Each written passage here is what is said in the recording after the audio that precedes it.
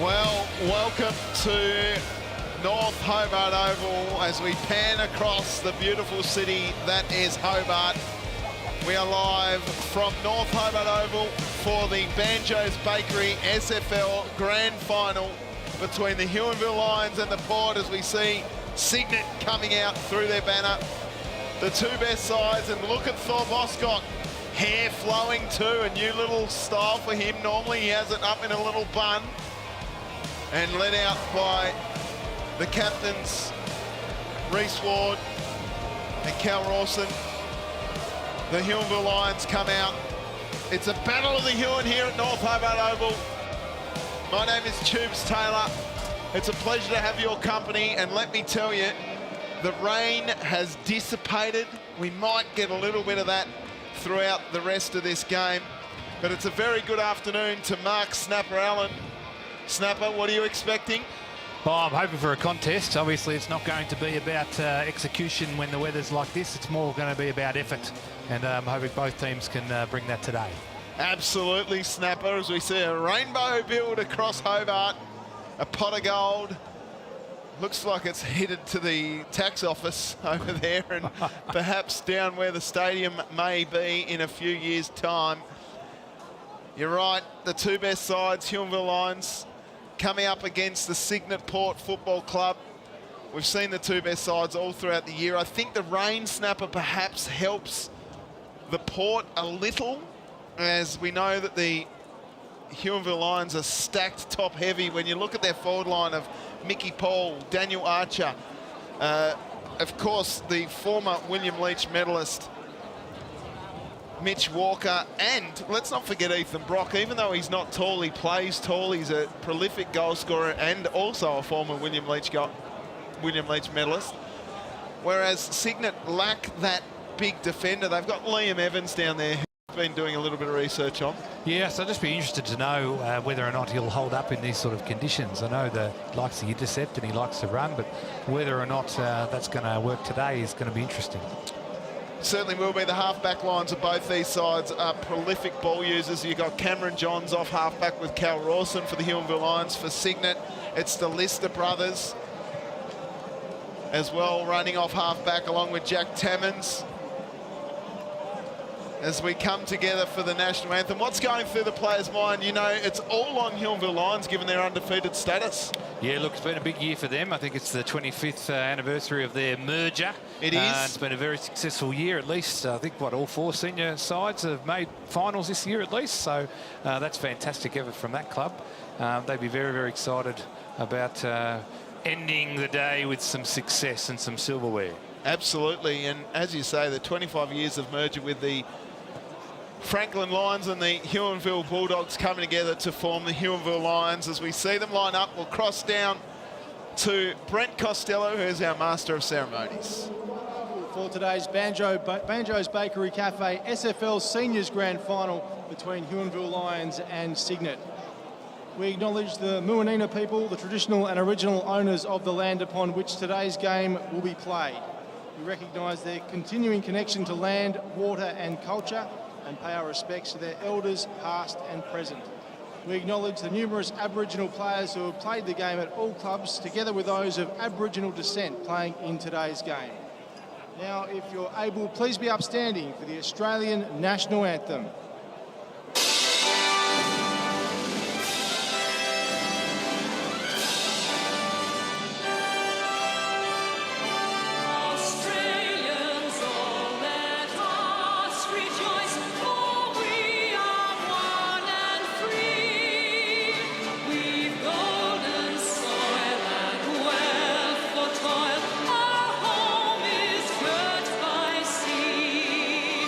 Our land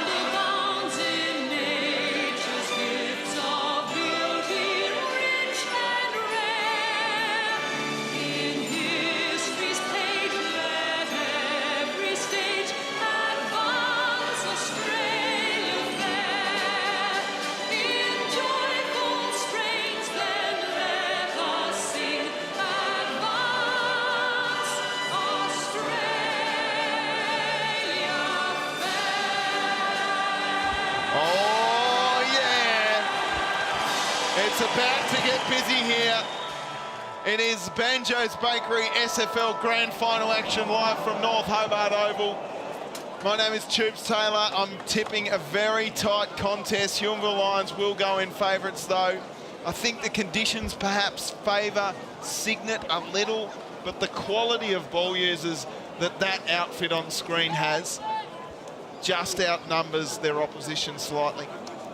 I'll be interested to see how the prep for leading into the game's gone. If we think about this, obviously we've got 2 games in 2 months for the Lions. Yep.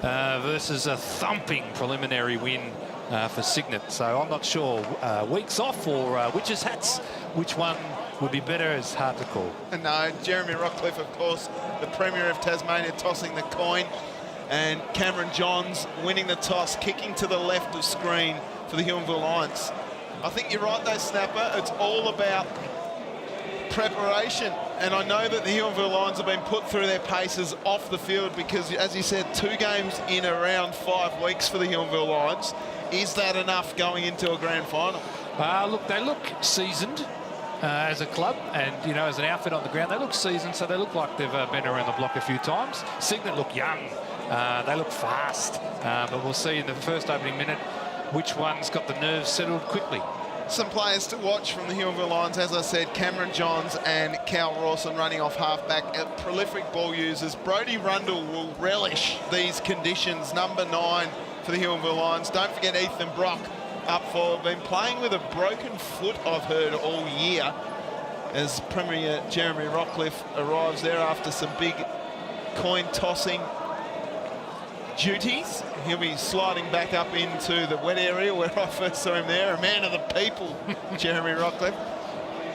For Cygnet, well, I think their ruckman, Will Polly, is one to watch. If he can get his users of the ball through the middle in Lockie Watt, Mitch, Lister, and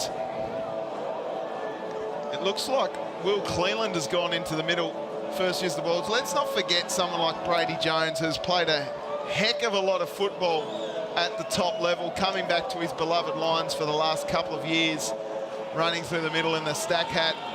It's about to get it on. It's game time here at North Hobart Oval. Really looking forward to this match. It's been a whole year culminating in this moment as the umpires do their final 666 chat. Congratulations to Mickey Paul, the boy, the Prince of Judbury, the pride of the Huon, playing his 200th game today in a grand final, and he'd love to cap it off with a premiership medallion.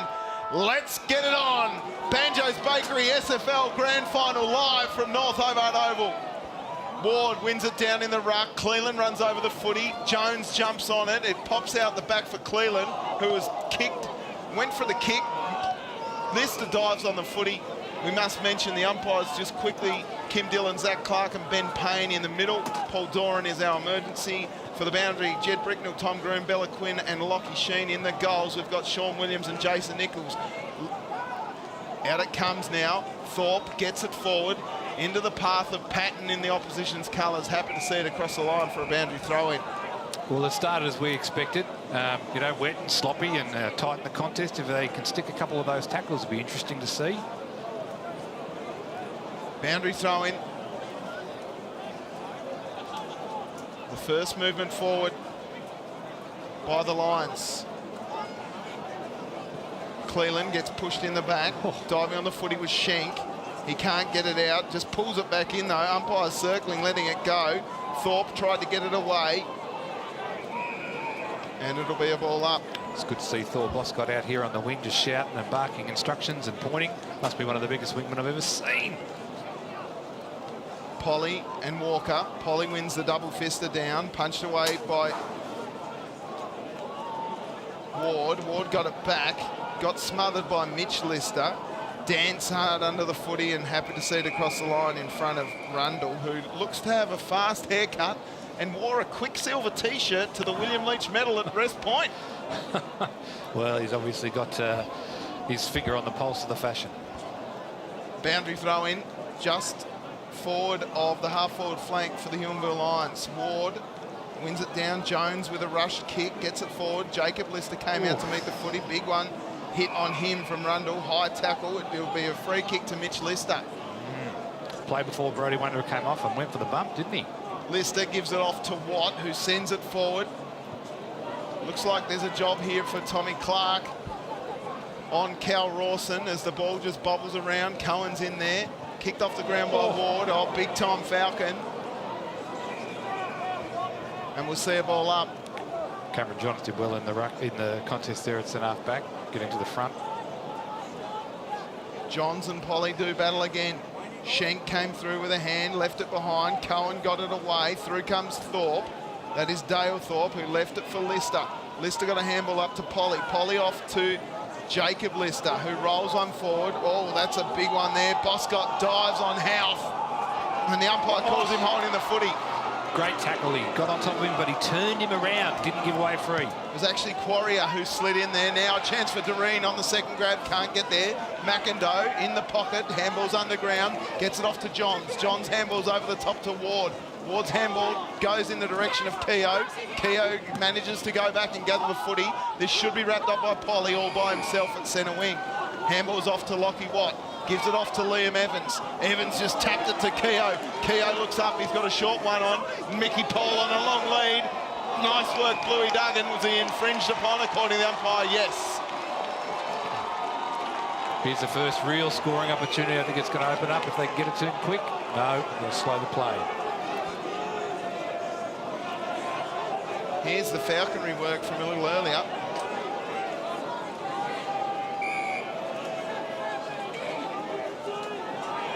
Missed it. Mickey Paul points towards goal. Let me tell you, Snapper, he's absolutely got this in him. It's a big day for him. To start his 200th game. Right on target. Oh, Walker! How did he take that? oh, lax defence on the back line there. Well, we know Mitch Walker's an absolute freak. He just read the ball beautifully, and to get his beloved Lions off to a hot start. Jeez, I thought that was going through, I tell you. So did I. Walker's happy with it off the boot. First goal goes to the Huonville Lions, and they're off to a hot start. Look, Mitch Walker. They've capitalised on their first real opportunity, haven't they? It's come forward. They've isolated big Mickey, and he's, made obviously a great forward thrust and mark goal. How about Mitch Walker just going back and sending a drop punt through? Why not? Freak. I tell you what, Cygnet had an opportunity there when they kicked it forward. 3 defenders from the Lions went to Doreen. So if they could find another person to kick it to, perhaps another avenue to goal, we might see Cygnet get some scores. They can't bomb it on Doreen's head today. Absolutely not. Snap up. The rain is starting to fall. One down. Douglas ducks his head in the barnacle. Gave it off to Polly. Polly gave it to Lister. Lister to Watt. Watt with a short one. Houth can't gather. Now a chance for Toby Cohen. Short one. Riding up towards Clark, who's tackled hard by Johns. Very limited prior opportunity, I thought.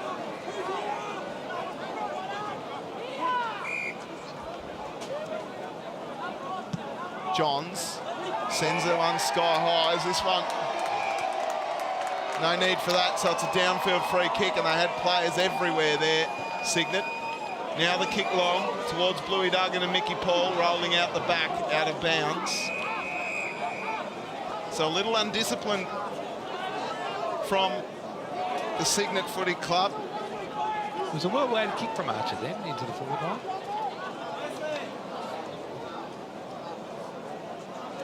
Boundary throw-in. Polly works to the front, gets a fist away. Simpson's trying hard. Lister had plenty of it.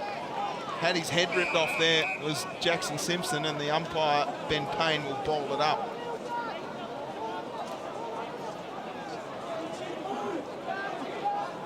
Archer in the ruck, up against Polly.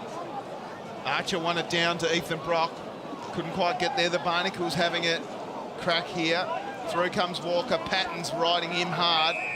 and the umpire will circle and ball it up. I tell you what, Archer to Brock in the contest, and you can see that they've done that a few times this year, haven't they? Absolutely. Archer, Brock, Douglas, Schenk is in there. Douglas just rips it out. And we'll see a ball up again. Obviously, they've got an understanding from forward ruck contests. He'll probably look for him again. There he is, right on cue. Got it out to Schenk. Schenk with a rush kick down forward. Mickey Paul up against a smaller man in Bluey Duggan. And Paul, like a silverback gorilla on a banana. I don't want to do any conversion rates or any inflation rates, but marks like this are worth 4 times the amount in the rain. Look at that. Strength from Mickey Paul. In he comes for his first and his 200th. Watch him celebrate this. He loves it. He's got it. Hot start by the Huonville Lions. They lead 2-12 to Cygnet, yet to score. And really interesting, Cygnet's run of the play has been really sort of short, sharp handballs, short kicking, mark, lead-up play, but the goals and the scores are coming from the long kicks down the line to the contest. So a change in the ruck here. It looks like Joey Doreen's been moved in there while Will Polly takes a spell deep forward for Cygnet. And it'll be Ward up against Polly, up against Doreen rather.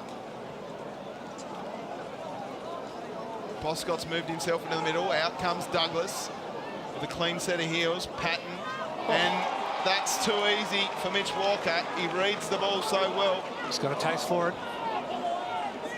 Short one on to Mickey Paul. A little bit of finger pointing going on here at the minute. Liam Evans just didn't have the pace to go with Mickey Paul on that long lead. Yeah, breakdown in team defence there. Felt like 1996 with the lead up forward, didn't it? Certainly did. In a pair of school shoes. Look at the size of the stops on him. Like he's running through the paddock after a few of his big cattle. In comes Mickey Paul. Game 200 snapper to put his Lions up by 3 goals in the early stages of this term. He loves it. Wow, what a start.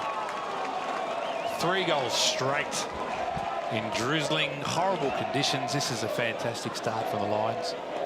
Mickey Paul with a fresh haircut too, if you don't mind. Well, a little bit of handshake work from him and Ethan Brock, like they're playing in the NBA. What a couple of peanuts. I was about to say, he looked serious and committed, and his eyes were focused, but then we see that, I'm not sure what's going on. Celebrating with Brody Rundle. Genuinely one of the great clubmen in the SFL is Mickey Paul. Doreen out of the ruck, just dropped it, then managed to get his boot to ball down towards Jesse Cohen, the 16-year-old, spins out of trouble, sends it forward down towards Walter on the second, third grab, can't get up, and he's been given a free kick. Golding's not happy about it. I think it was there, but it wasn't a very forceful push, but it certainly was 2 hands in the back. 10.5 minutes gone. Now, Cam Walter, in the last few games I've seen him, has had a terrible kicking shoe on him. So let's see what he's brought today. In comes Cam Walter, just to give them a little bit of belief. Just tugged it to the near side. Unlucky. Was it Duggan who had the contest on the half-forward line turned? He certainly picked out his player. Jesse Cohen. Oh, my bad. It's all good. Johns brings the ball out towards Archer. Strong grab. A little bit of direction here from Archer. Sending the ball long. Paul underneath it. Strong, couldn't gather. Handball came over the top. Chance for Kelly to Boscott. Boscott looks up. He's got Evans. Evans was jumped on. Kelly needs to go hard. Jumping in there was Budgie Jones. Quick one out for Hay. Punched away by Lister, and they'll be happy to see this one across the line for a boundary throw-in. Thor was looking for the give and go there, wasn't he? Looking for the old 1-2 on the wing, and I'm not sure that's the conditions today. I think the Lions have settled a bit better into the groove of the game, and Cygnet are still trying to play their run and carry. It might open up for them, but I'm not sure. I agree. Not the conditions to be really playing possession footy, is it? Ward off the ground. Hay. Tripped, no, umpire says play on. Now a kick there against Cohen. Elijah Cohen's underneath it, umpire circles and says, give it to me. I'll ball it up. Cygnet ringing the changes. So 3 or 4 rotations off the bench in the last minute. Archer wins it down. Schenk will get there first. Tammins went off the ground. Schenk just picked it up and then got dumped in the tackle. Umpire Kim Dillon circles and says, give it to me. Doreen wins it down. Code tried to fist it away. Tammins couldn't gather the footy. Neither could Cohen, who kept tapping it on. This will be trapped up here with Ethan Brock. And the umpire again. So a little bit of a territory gain for Cygnet here, but it's still inside forward 50 for the Huonville Lions. Patton, rushed kick. It's coming straight back though. Thorpe got it out wide to Ward, who gives it off to Walker, who sends it down towards Mickey Paul. Big flying Superman effort from him. And it's out of bounds on the full. Who off? It's a Lions ball. It is a Lions ball. I think it was off Thor. Umpire Kim Dillon. It's a free kick to Ethan Brock. Right in front of the Huonville Lions too. I think it was a toe poke over the line on the full. So Ethan Brock, one of the wizards of the SFL, could do anything here. He's going for the bend. Oh! Has he done it? I think he has. Amazing goal. Never in doubt. Sensational stuff from Ethan Brock. Huonville Lions 4 straight. 24 lead Cygnet, 1 behind. How's that? In the wet too, why not? Goal umpire in perfect position. Can't disagree with the decision there. It's a dagger in the heart though, one of those lucky free kicks with a toe poke over the line on full. But geez, he's made him pay. That's umpire Jason Nichols down there. He's a veteran of umpiring, let me tell you. He's always going to get in the right spot. What does Cygnet need to do here, Snap? Well, they've put Doreen back in the forward line, which is probably a good move because he can win in the ruck, but who are they going to kick it to? Mitch Walker up against Will Polly. Polly wins it down. Interesting kick out wide. Schenk will lead the race. Toby Cohen's hot on his hammer. Tackled without the footy. Probably should have been given a free kick. Then caught one around the head. Toby Cohen and Matty Schenk going at it now. Umpire Payne controlling things beautifully. At the risk of stating the absolute obvious, Cygnet need a goal. Toby Cohen sends it long. Over the back, chance for D'Artagnan Bantic. These are his sort of conditions. He got his handball out to Lockie Watt. Watt went with a handball looking for Cleland, but Dale Thorpe got in the way, and we'll see a boundary throw in. Because the game can open up later, Tubes. Can open up later and Sydney can get run and they can get carry and they can get possession. But if the game's over on the scoreboard, it's going to be very, very hard to come back. Certainly is. The 223s go at it. Shallow throw in. Walker gathers the footy. Sends it long and wide.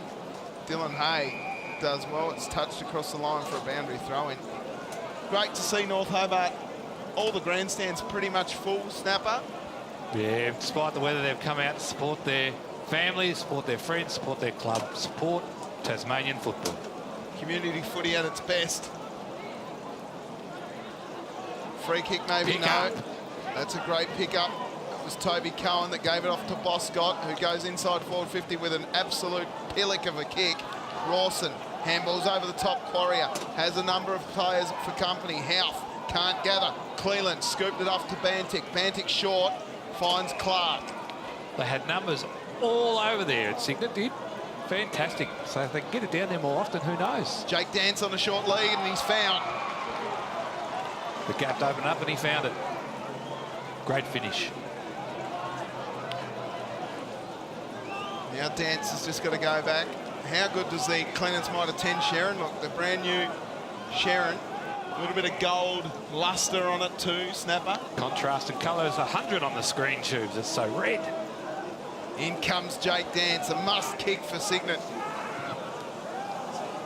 Across the face of goal though. Through from behind. If we consider mindset, these opportunities not being taken, they're going to go into quarter time with their heads down rather than chests out. Rawson, we know, Johns rather, we know he can send it a country mile. It's picked up now by Clark, who sends it inside forward 50. Maybe Lockie Watt there, should have been a little bit cleaner. Cleland, Lister, throws it up high. Walter sits underneath the footy. Doreen can't get it. Now a chance for Watt. Can it be a captain's goal? Well, no, that's a sandwich. It's gone straight up in the air. Play on's the call. Tackled without the footy. Umpire saw a free kick. It'll be a free kick going to Joey Doreen. And 50. Wow. There's a bit of heat in this, Chuba. Yeah, there is. Budgie Jones came in late. And Doreen kicks the goal. A little belief now for Cygnet. That's what they needed. They trail 1-2-8 to the Huonville Lions. 4 straight 24. Well, sometimes you need a bit of bluster. You need a bit of heart. Get the team involved. Need a heart and bluster in the commentary team. I love it. Joe Doreen gets the first. A little bit off the ball there. We'll see what happens. I think it was Cleland that got bowled over by Jones. And the 50-metre penalty made what was a possibility of a goal a certainty. 18 3/4 minutes gone in the first term of the SFL Banjos Bakery Grand Final. Ward got it out. Archer will get there first. Nice little gather. Got the handball away towards the Barnacle. He can't quite. Cleland trying hard. Code is there too. The Barnacle puts his head over the footy. Ward of the Liam variety got it forward. Paul got there first. Now a chance out the back for Ethan Brock. Does he keep his feet? He does. Does he catch a man around the neck? No. Umpire says it's a ball up. Cygnet are not going to want 3 one-on-ones with forward kicks like that. They're going to want to get some defenders back to help out. One down again. Schenk through for a rush behind. The first blemish on their scoreboard, Snapper. We'll be interested to see how they do the kick-ins here because they've been running and they're trying to get the carry, trying to get the movement. It's the first chance they've got. Lister sends it long out towards Polly. Polly just off his chest, out of bounds.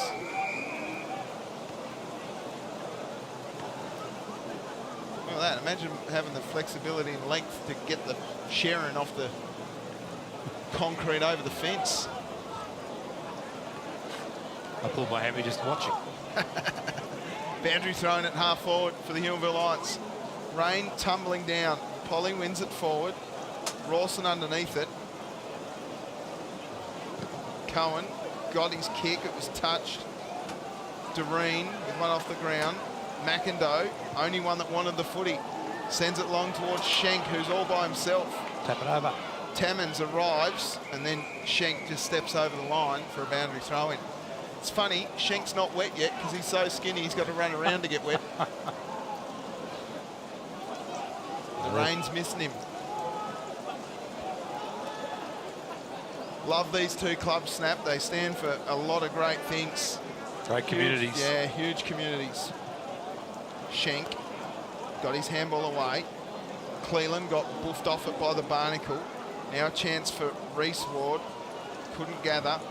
Schenk got his kick away just, and all by himself, Jackson Keogh dropped what he should have taken. Polly has time, scoops it back to Lister. Lister comes towards Simpson. Simpson with a rushed kick. Oh, it's all Huonville Lions here. Lockie Watt gives away a professional free kick, and Daniel Archer will take it. Trying to chain the handballs out of defence, but not if you're going to dump kick it. High one, should be wrapped up by Simpson, and it is. Simpson's got Cleland in the middle by himself if he wants. Now that avenue is disappeared.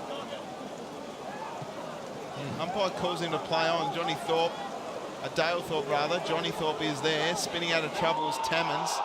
Tammins just threw it away. Johnny Thorpe with a great bit of tackle work. Short one's on to Ward. This is Reece Ward, the co-captain. Sends it down and all by himself. Oh, normally he'd gobble that right up, Mitch Walker, but he will follow up. Great work, dove on the footy. Is that prior opportunity snap? No. Not sure, but the Lions worked so well, those forwards in sync. They just made the gap. Everyone thought Mickey would lead, and someone else pops up. Tapped over the back, Jones read it best, goes towards goal! No.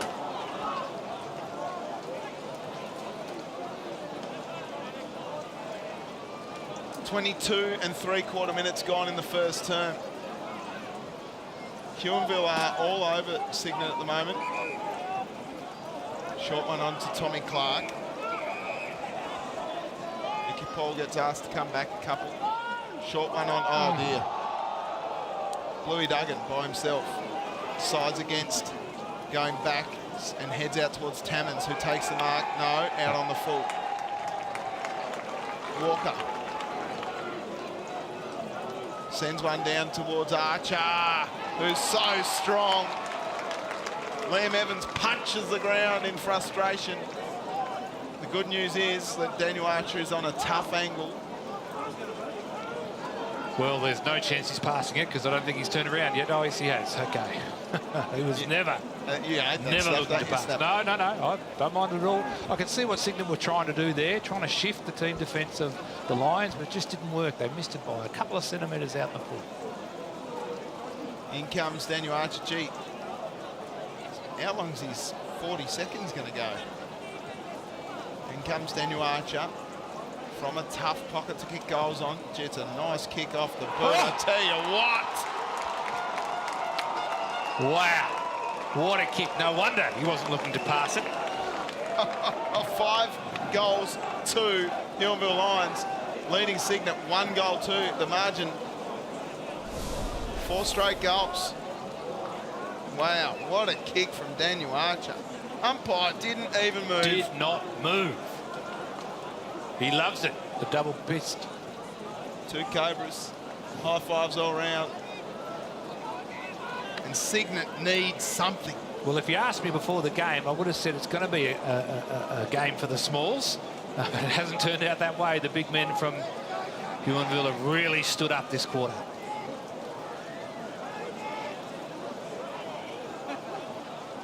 Oh, that's hard. Jones is sore. Yes, I heard that smack from here. Elijah Cohen and the Barnacle, who got the belly out. The Barnacle's belly. We love seeing that. Boscott tackled the Barnacle hard and gave away a free kick. Douglas plays on. Long kick inside forward 50. Punched away, nicely done. Polly should have gobbled that up. Ran into trouble, did Tex Simpson. And we'll see a ball up. Just been told on the socials at Tubes that I can't call Jackson Simpson. He needs a nickname. Well, because of, how's that from Archer out of the ruck? And it goes through from behind. There's a Jackson Simpson at the Claremont Footy Club. Is there 5 of them? Don't know. But they call Jackson Simpson, who plays for Cygnet, Tex, and that's a terrible kick. Out of bounds on the full. Oh, the Jackson 5, sorry, I missed that.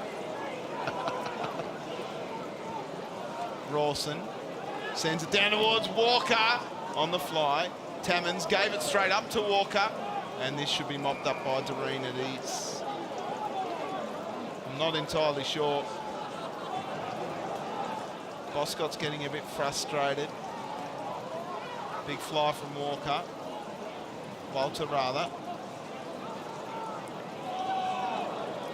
Yeah, there's a bit going on behind play here. Cam Walter, big tackle laid. Ward got his handball back towards Schenk. Schenk had his kick smothered. Jones knows only one way, and that's flat out forward. Watt got jumped on, got the ball out somehow, and then Cleland stood up in the tackle, and we'll see a ball up. Didn't seem to even want to get rid of it then, Cleland, did he?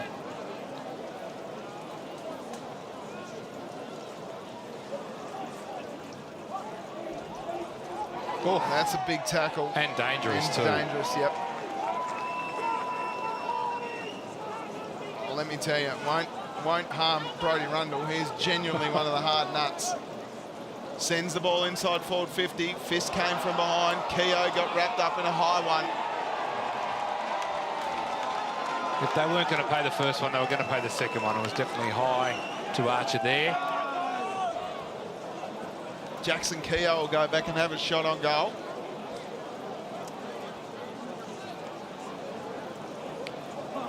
He's one that can get off the chain.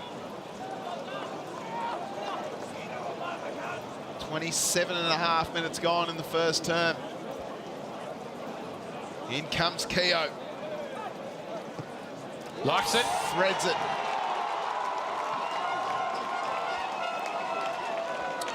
Six goals for the term to the Huonville Lions.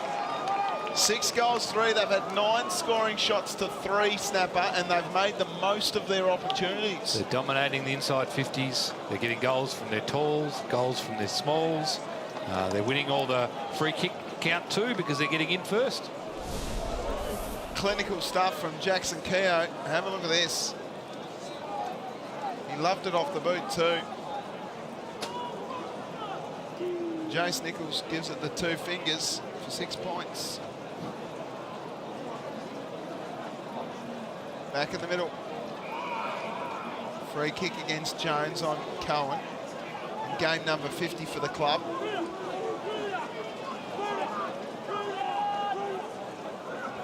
Elijah Cohen sends the ball. No one at home. Quarrier to Tammins in the opposition colours. Tries to shrug past a couple, then gets an interesting inside-out torpedo down towards Doreen, and it goes out of bounds. 3-on-1 there, and they still couldn't win the contest or bring it to ground, which they're going to need to do if they're going to get back into the game. Hamish Kingston is texting on the @Tubes, says it's game over, Tubes. 15-goal defeat here. I hope I'm wrong. Bantic needs a goal. Gets smothered by McIndoe. Through the fingertips there of Polly, and they all dive on it here, the Huonville Lions, and hold it up. I think that's a bit dramatic, Hamish. I still saw the run off the half-back from Cygnet there. They've still got some want. They've still got some desire. Boscott. Can he go from here? Well, he'll get it to the top of the square. Off the ground. Punched away. Jesse Cohen's going to get there first. No, the boundary line will.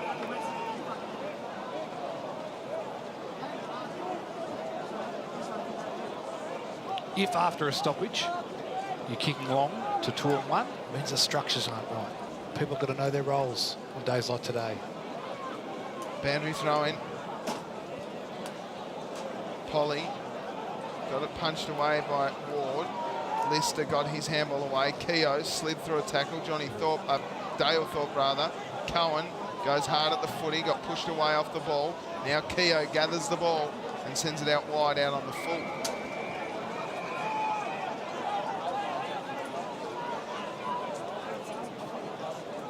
Handball off to Tammins. They need a mark here, but it's just not looking likely. Big flop. Oh! Couldn't get there.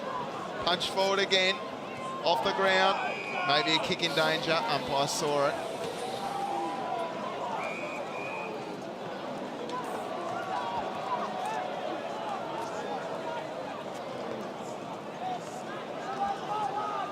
Tell you what, the Lions are resting on their laurels. They'll look for a quick break then, even though they're 30 points up. Paul went high. Kelly off to Mitch Lister. Runs into Hay, who gives it off to Cohen. Cohen's kick inside forward 50 is a gimme for Johns. And just like that, the first term is done. The Huonville Lions 6-3-39, leading Cygnet 1-2-8, a 31-point margin at quarter time. Goal kickers for the Huonville Lions. Mickey Paul in game 200 has a couple. Jackson Keogh, Ethan Brock, Mitch Walker and Daniel Archer all one apiece. Joey Doreen, the solitary goal scorer for the Cygnet Port Footy Club. How did you see that term, Snapper?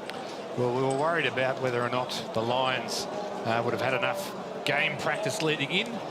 I think the question's been answered there. They're fresh, they're ready to go, and they're running all over Cygnet. They certainly are, Snapper. They're absolutely destroying Cygnet's desire to run. And in these conditions, if you're going to run the footy, your ball use has to be immaculate. I can see Thor Boscott bringing the boys in. He's giving them a good old-fashioned rev up. Has to be positive, has to be positive.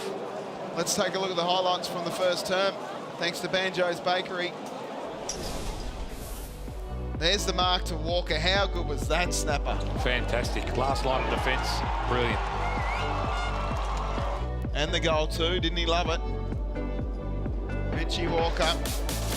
Walker's the sort of player that will actually feed off that success early. The mark from Mickey Paul, so strong. Both he and Archer dominant today.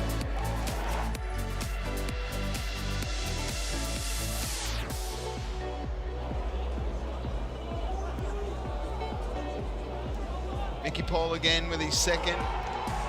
It's a beautiful kick of the footy. Didn't he love it too? His biceps also as thick as Brodie Rundle's neck. How good is that from Ethan Brock? Fantastic. Then Daniel Archer with a thread of the needle. Amazing. Never in doubt. And then Jackson Keogh copped a free kick and made no mistake.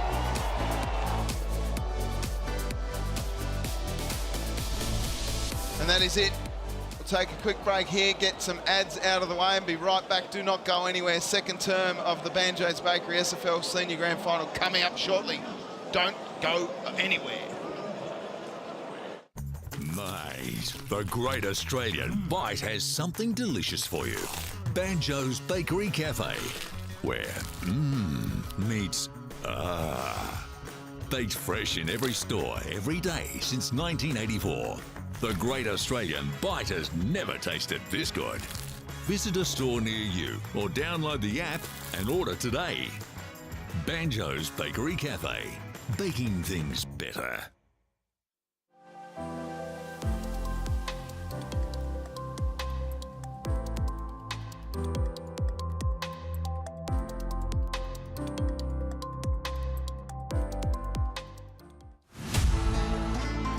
Hi, I'm Ray Chamberlain, and here are the top reasons why you should become an AFL umpire.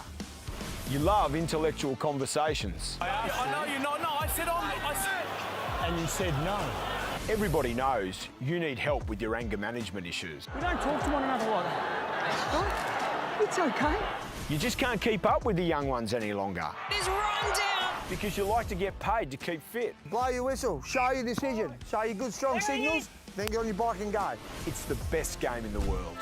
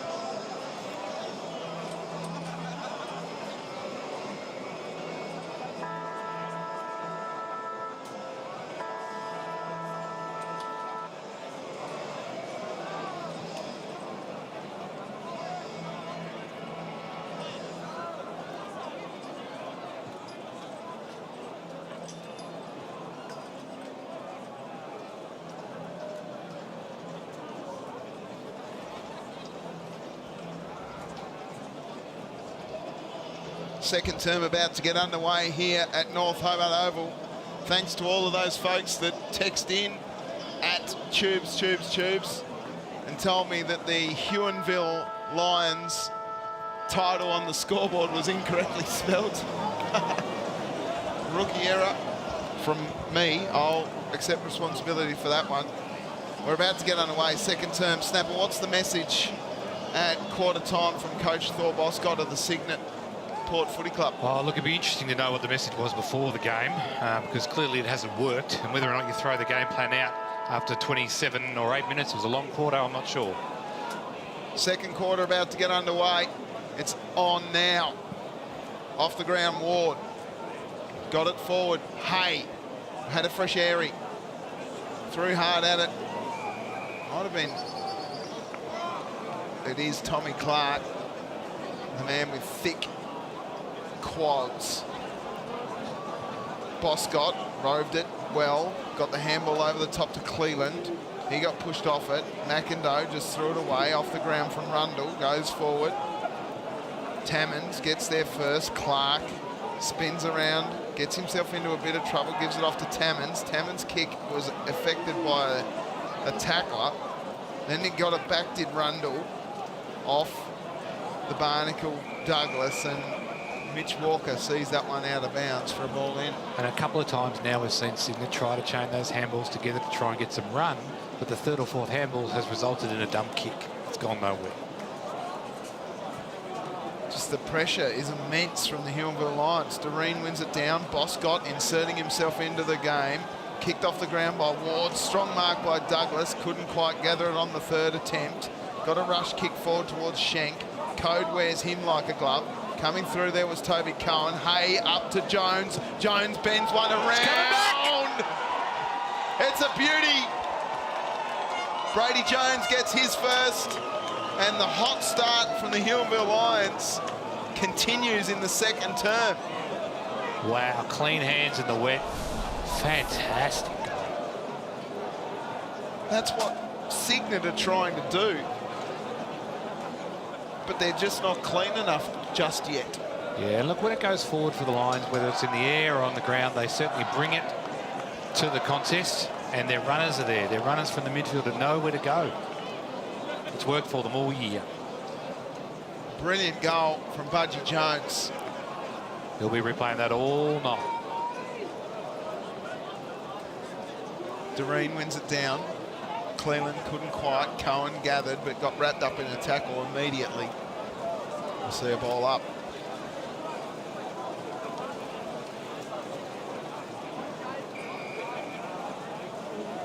Free kick going to the Huonville Lions for a hole.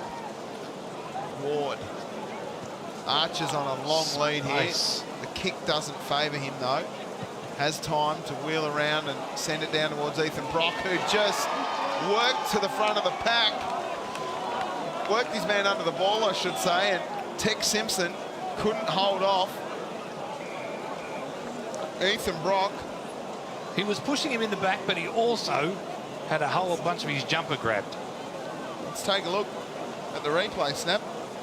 So you can see the push at the back and his jumper. So the umpire said, OK, that's 50-50. So he pays the mark afterwards. In comes Ethan Brock to really slam it home for the Huonville Lions. Not his best. Through from behind.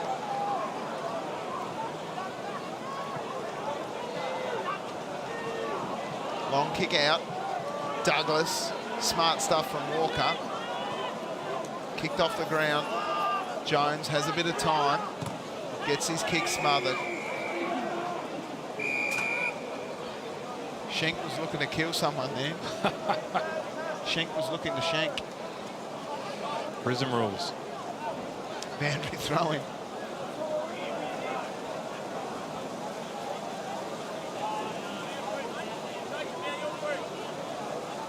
Ward and Polly. Ward got it away. Lister. Clark. That's a dangerous kick to a dangerous spot. Kicked off the ground by insufficient Ashland. attempt. Ashland's got a fresh fade.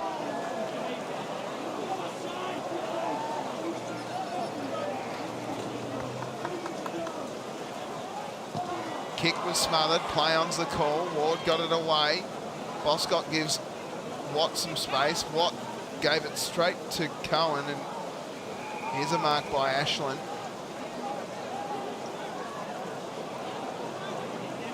How about the haircut on Ashland? Sends it long. That should be paid a mark in my book. Out it comes. Kicked off the ground again. Cohen got wrapped up in a tackle. Umpires pulled out a free kick here to Toby Cohen. Good decision. No one at home, though, for Cygnet. So Cohen now takes his time. This is Cam John's ball forever. Jesse Cohen at the back. He had his name all over that for a long time, Cam Johns, and they had to force a contest in the end, the Cygnet Footy Club.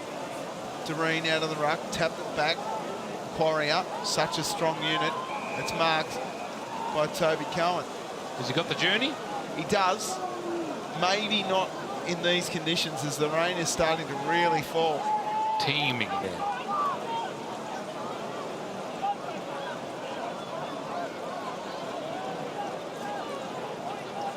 Toby Cohen.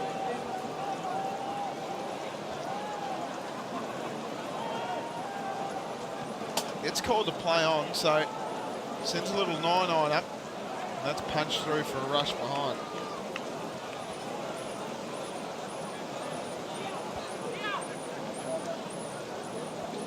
Well, it doesn't dampen the spirits, does it? No. Family and friends are still here in numbers.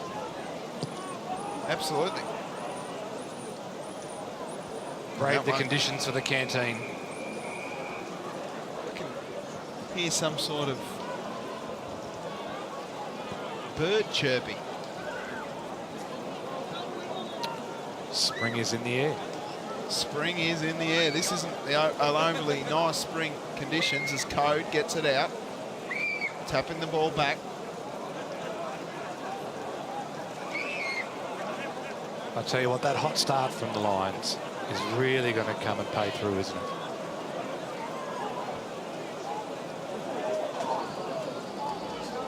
It certainly will. Even if it's an arm wrestle now, as there's a hold off the ball, that'll be a free kick to Dale Thorpe. Sending the ball long. Ashland arrives with authority. Great courage to stand under those sort of contests, isn't it? I was about to say, Ducky Elliott standing We've all stood under under those, haven't we? We know. Well, some of us have, others have not.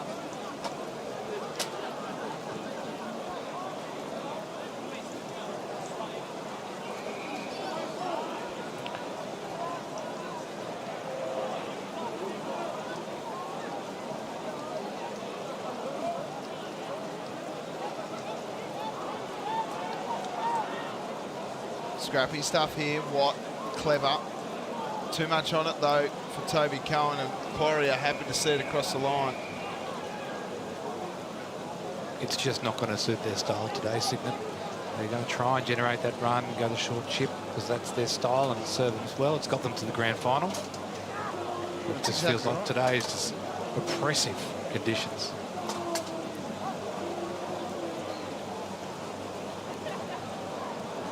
Scrappy again. Ward got thrown off the footy and the umpire says ball it in. Really, really teaming down here now, Step Up. And as we tried to say earlier, that first 10-15 minutes is going to really pay off. Doesn't feel like we're going to get many scores for the rest of the day. Now, having said that, it'll probably open up. Once Cygnet realise that maybe that's it, they might drop their heads. You hope not.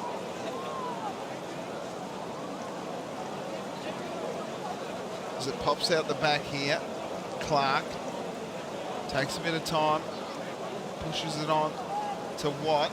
Cohen can't quite, sliding in was Pickle Hay. Ward drives it forward, punched away nicely by Ashland. Simpson gets pushed off, and if that's deliberate, I'm not here. Well, it was deliberate, but he disguised it well. A deliberate free kick, insufficient attempt. I mean, He deliberately did, yeah, sure, semantics. He absolutely wanted the boundary. 100%. Big tackle laid by the Barnacle will be rewarded. Not sure about that one. It's not dry weather footy today. Into the pocket. Elliott couldn't quite. Hiccup. Got the handball off. Ducked his The head. Barnacle ducked his head and he's caught high. Not sure I can agree with that one. Now gets called to play on. That's a good kick towards Rawson. He goes 1-2. And he'll go back and have a shot. It's a fantastic mark in these conditions. Sensational.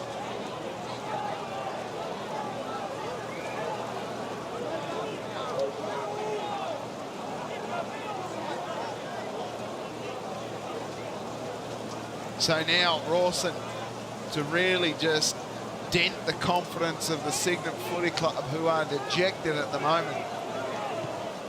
Yuck. Not going to get the journey there. Oh, again. No way, Walker! He's done it! Off the ground! Sensational! One of the best goals in a grand final you will ever see. He's a freak, that kid. Unbelievable stuff from Mitch Walker. Out of midair. Something Cristiano Ronaldo would have been happy with. He's done his best work on that goal line today with that mark earlier in the first quarter. And now he's seized the opportunity with a fantastic goal. Have a look at this. Just right at the front end centre. And then, it's his second go. It's the second go. 2 bites of the cherry. I won't do it on my right, I'll do it on my left. Volley right, bang left, goal. Wow. Bit of futsal. And then he just goes and has a spell in the ruck. Out the back, Cohen. They can't give up here. They must continue to run. Code, Thorpe. Thorpe dove on it. Oh. Holding the footy. A little bit of forward roll action there from Johnny Thorpe. Got to get it in quick. Long kick. Boss got a lead at this, and he's got it. Right.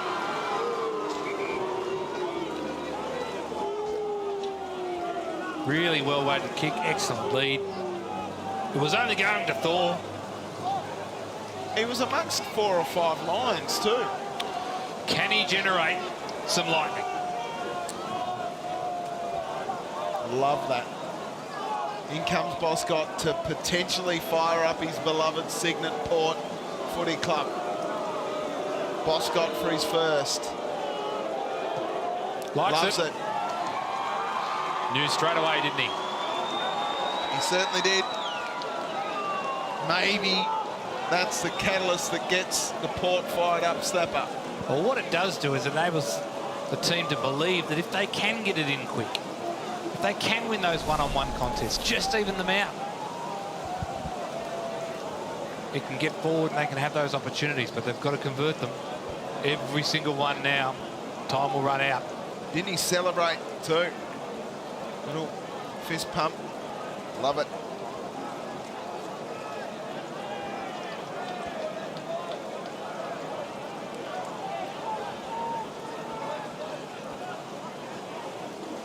Watt goes in hard. Lister gathered by Jones. And we'll ball it up.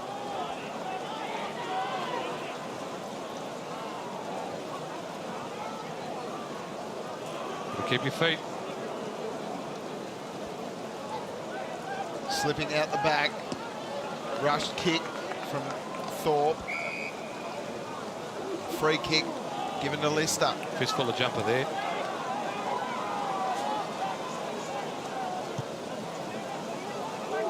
Real high up and under. Walter. Umpires put out a free kick. Yep. It'll go to Pat Kelly. No. Move it quick. Bantic. He's by himself.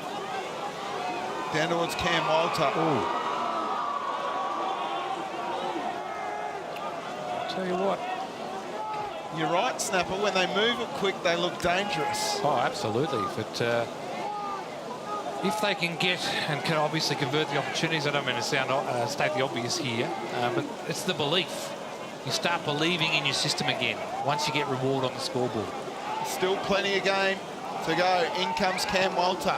That's better. Great kick. Cam Walter gets his first, and the margin back to 31 points. They've got to know when the pressure's on like this. There's a lot of pressure on that kick. It might seem like, you know, they're 30, 40 points down, but he knows that they've got the momentum. His coach has led the way. He needs to back him up, and he has. So back in the middle, 15 minutes gone in the second term. It's game on here at North Hobart Oval. 31 points the margin in favour of a hot start from the Huonville Lions. Lister gets it out, first use for the forwards. Cohen, Johns. Walter got his handball away. Toby Cohen goes hard at the footy, then slips over McIndoe with a handball over the top to Thorpe. Thorpe gives it off back to McIndoe. They've got numbers around the footy. Cohen gets a rush kick forward. Kelly goes past one, goes past two, and sends the ball long and high. Johns, so good. Is this a hold? It's another one. Against D'Artagnan Bantic, it'll go to Houth. It's a 2-on-1. I'm not sure why they needed to do that. Space on the far side. McIndoe all alone to Walker with Paul Mercurio knees. Strictly ballroom. Long kick towards Archer. Keogh, warned by Tommy Clark, manages to get the footy, rolls out the back now. Lockie Watt back to Kelly. Kelly's kick is not great. Jesse Cohen just left the ball behind for McIndoe. It sits up for him beautifully. Arriving was Rawson. Houth gets it off. And great pressure, as you said, Snapper. Bantic arrives with the footy. Well, it's the first time the Lions would actually feel like they've been challenged. I think you're right.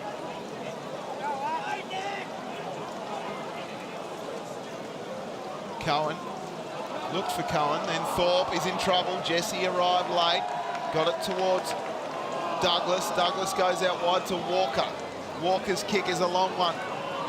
Ashland, punch from behind. Oh, he'd held without the footy, but he dove, they reckon. It did Ethan Brock. Ashland came out with it. Lister sends a big torpedo, long and deep. Clark from behind did well. Sliding in there was Ward. Ball comes out now for Thorpe. Thorpe's handball over the top towards Walker. Well done, Polly. Pressure on here, McIndoe out of bounds. Fantastic effort from Ashland there. He was one on one. He was isolated by himself, but he went the second, third effort and managed to get a forward 50. Not a deep one, based off his effort off half-back. Fantastic. Boundary throw in. Polly won it down. Got it out was Jones. Archer through fingertips. Brock was clever to Douglas. Douglas gets it down towards Mickey Paul, who's so strong. Bluey Duggan did really well. Cleland needs to wrap it up. Off the ground, Ashland. Keogh's getting there first. Watt off the ground, got pushed off the footy. Smart touch into the path of Jones. Lister went the man, not the ball. Now a chance as they go forward. Connection below the knees. So it's a free kick to Mitch Lister. Well, Everything going Cygnet's way at the moment. They're out here on the wing. Jake Dance just come off the bench all by himself. Needs to go inboard at his right footer. Sends it down towards Clark and it just misses him. And we'll see a boundary throw in right on the paint of 50. Geez, they look really, really good when it's open, when it's fast. They can just get that last connection on the half forward or into forward 50. So we might get another couple of opportunities this quarter. Boundary throw in. Cohen sells Candy and then sends it goalward. Has this got enough on it? No. Pull off the ball. It's going to be a free kick to Walter. Fresh off kicking that fantastic goal from 45-degree angle. I wonder how this one's going to go. Almost a, 75, 80-degree angle here. Well, it's a tough one, Snap. He's going to wheel around. We saw an early one, and that's straight through the middle. Cam Walters got a couple to his name in the term. Some belief building for the Cygnet Football Club. As you said, Snapper, when they get some space, they look good. But the pressure from Huonville Lions has just been immense. Let's take a look at the goal. Just kick that up to the domain. Such confidence. The bloke behind getting the ball just threw his hands up. Furious. Why would you kick it up to Soldiers Walk?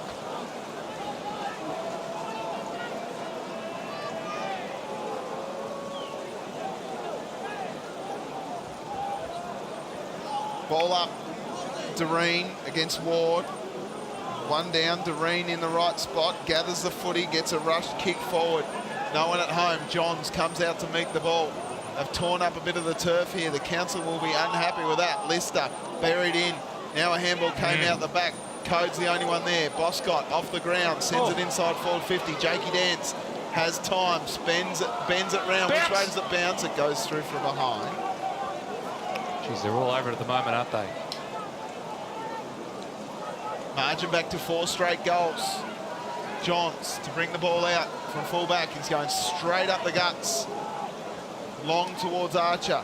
Evans rides off him beautifully. Tapping the ball back was McIndoe. Sends it long towards Paul. Paul with strength. Ridden beautifully by Bluey Duggan. Oh, Walker's out the back here. Yeah, Walker's all alone. Boscott going back with a flight. Takes the mark as easy as you like. Plays on now. To Doreen. Doreen up against Hay. Keeps his feet, this Joey Doreen. Did really well, it's a long way. Jake Dance, out of bounds. Well, it's tough to know whether or not the Lions have just sort of having a little bit of a break, ready to come out in that premiership quarter, in the third quarter, and really sort of put their foot on the throat of Cygnet.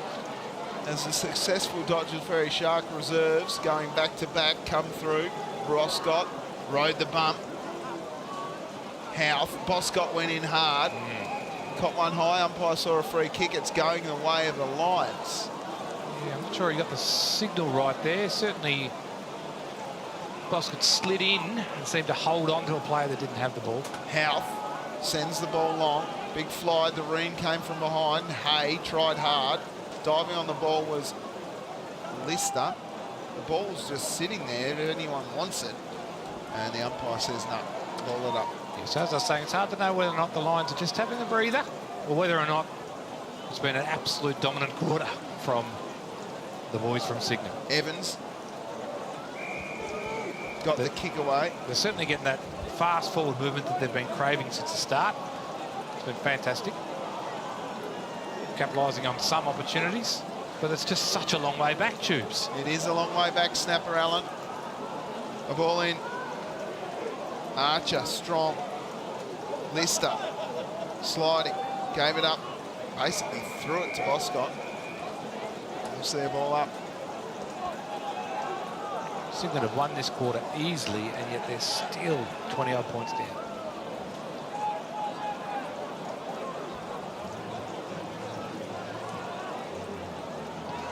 Lister tried to get it away. Doreen with some time, happy to see it across the line in front of the George Miller stand. So a little break in play here, Snap. So bring your dog to the footy day, is it? Over there in the George Miller stand. Might be a therapy dog. Yeah, correct. Working dog. Oh, hang on. Umpire's pulled a free kick out here to go to Ward. He was slow to get up there. Oh, He's tough as nails. Brody Rundle it is. Brody Rundle likes getting hit in the face. Loves it. Makes him play better. Oh, he's gone with a barrel here and it's absolutely rank. It's out of bounds. So after a 6-goal first term, Huonville have only managed the 2 goals in this term. Cygnet have managed 3. They are still 24 points behind. Jones gets it forward. All by himself is Simpson.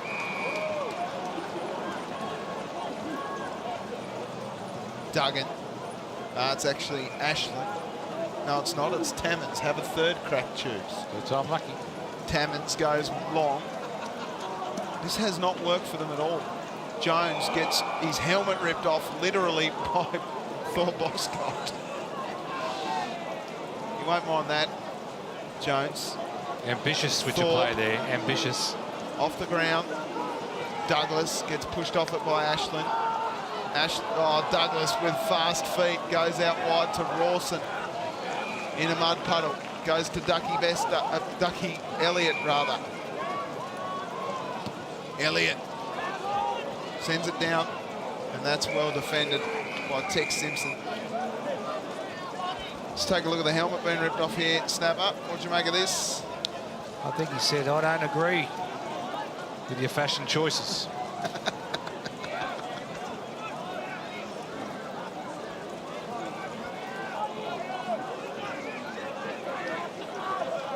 Ball in. One down. Keogh's going to get there first, but the boundary will beat him for a ball in.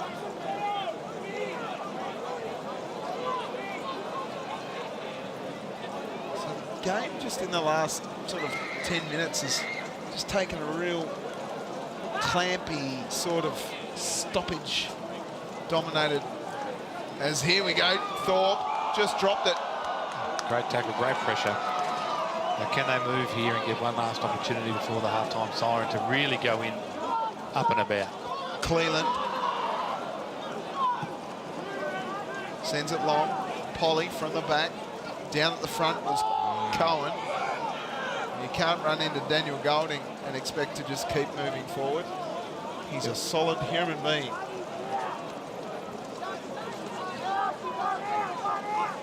One down here. Cohen. Another connection below the knees. That'll be a free kick to Lister.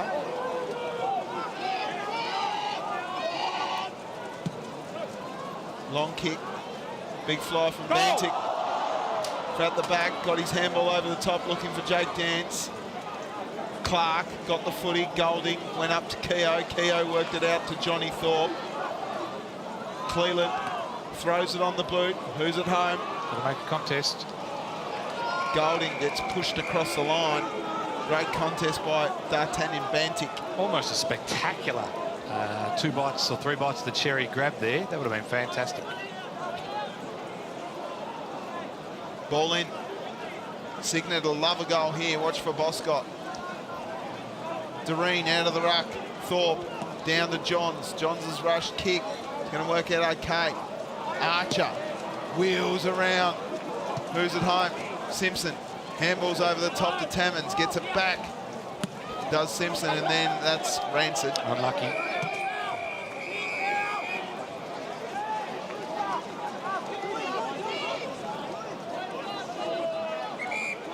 Archer.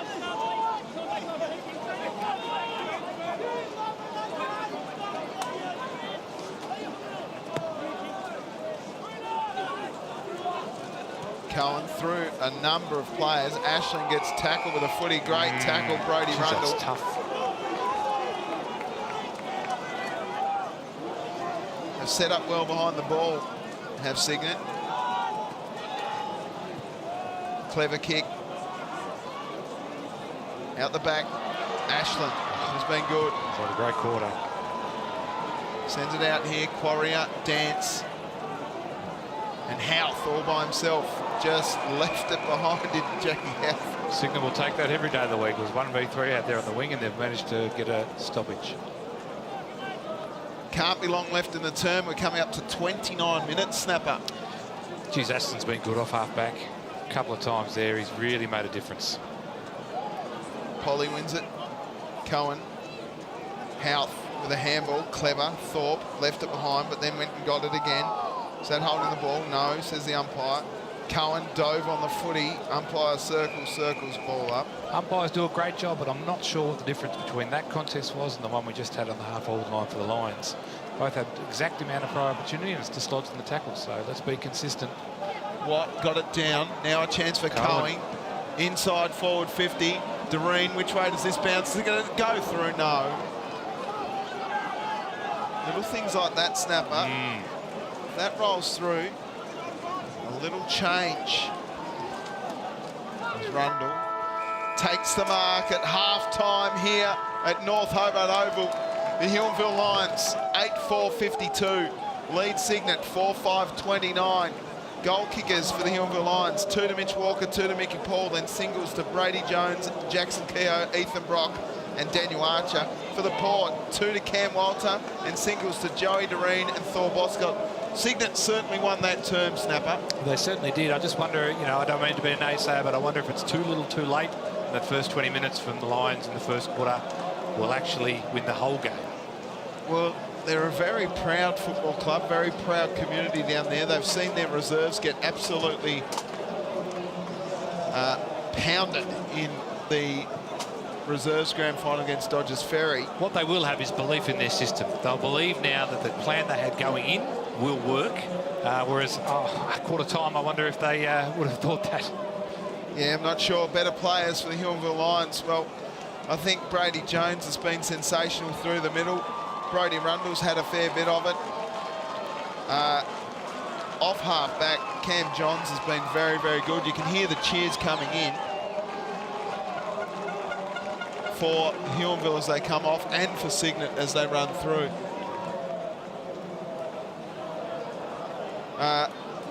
Dylan Hay's been okay, but they've just been all... Mitch Walker, let's talk about him. He's had a sensational game so far with a couple of great goals. Yeah, look, he was a target then too in that quarter. Obviously, they're looking to go through him as much as they can because it sets up the rest of their game plan.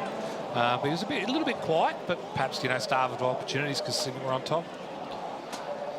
For the Port, they're better players. I think Luke Ashland's led from defence. He's been sensational. Lockie Watts had plenty of the footy. Thor Boscott's been very good.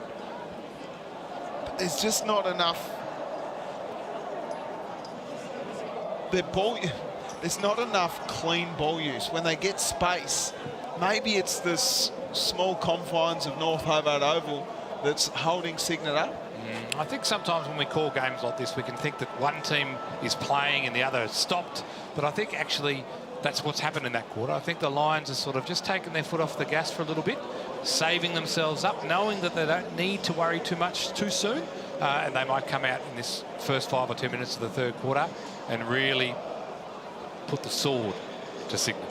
Fair enough, Snapper. Just letting you know, if you bought any of the SFL Club raffle tickets, that has been drawn.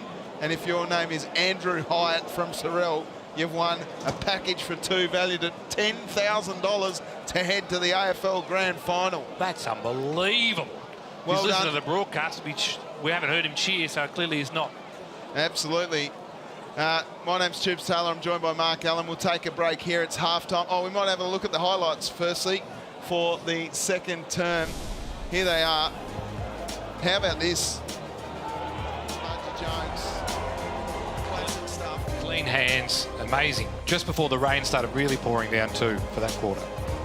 And then this one, Cal Rawson sent one of the more horrible 9-9 chips up. He wouldn't have liked that. It started to come back a little bit, but Big Mickey Paul got involved. Then look at that 1-2 from Mitchy Walker. One of the best goals you'll ever see in a grand final. Thor Boscott got things on track for Cygnet. And then Cam Walter chipped in with a couple of goals too. This was a great kick, Snapper. It was fantastic. I obviously had to seize the opportunity, and then he snaps it not too long after that, kicks it up to the Soldier's Walk, and here it is here. This is a fantastic goal in the wet. Really tough. And then we thought maybe we got a game here. Well, I definitely think we got a game here, Snapper. It's the Banjos Bakery SFL Senior Grand Final between the Huonville Lions and Cygnet. It's currently a 23-point margin in favour of the side that has not been beaten all year. Do not go anywhere. The second half coming up shortly here on the SFL YouTube channel. My name's Tubes Taylor. Mark Allen will be back with you shortly. Don't go anywhere. Mate, the Great Australian Bite has something delicious for you. Banjos Bakery Cafe, where meets baked fresh in every store every day since 1984. The great Australian bite has never tasted this good. Visit a store near you or download the app and order today. Banjos Bakery Cafe, baking things better.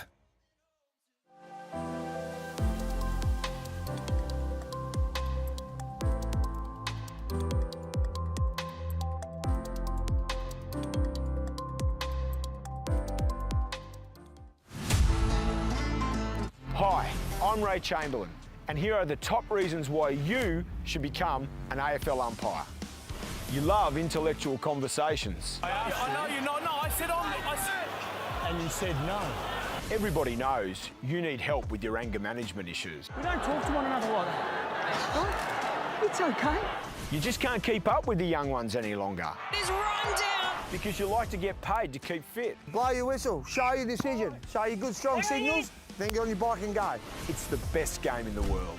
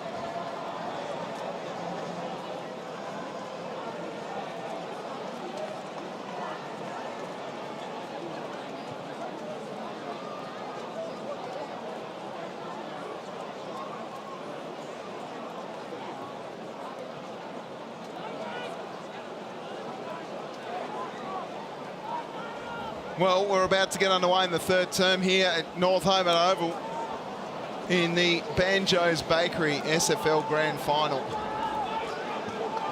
Tubes Taylor here with you. And Mark Allen, some of the big fans here at the footy, watching live. No socks is an interesting choice as the umpire holds the ball aloft. Getting underway in the third term, the premiership quarter. Do Huonville have what it takes to go season undefeated as Cleveland just picks up the ball and stops? It's a 23-point margin in favour of the Huonville Lions. Snapper, what's the message at half-time from both coaches? Well, I think it's obviously more of the same for Thor and his boys. He wants to see, he's been everywhere at the moment. Yep, get it forward as much as possible, run and carry. And of course, the Lions will want to make sure that they can get a repeat of that first 10 minutes in the first quarter. Free kick for too high going to Matty Schenk. Which is long, structured play down the line to their big key forward targets. As Walker on a long lead somehow manages to get to the contest. That one will elude all comers and roll out of bounds. It's hard to say where the momentum is at the moment, whether or not it's stayed with Cygnet as it went into the half-time, or whether or not the Lions will start the premiership quarter looking to win it. Yeah, not sure which way this game goes. Leaning Huonville Lions because of their season and where it sits currently. 23 points the margin. That one goes out of bounds. Quick kick. Was it out of bounds on the full? No. It'll be a ball up. They should have the fresh legs. Only a couple of games in the last few weeks. Should be able to run this out, even though it is wet and heavy.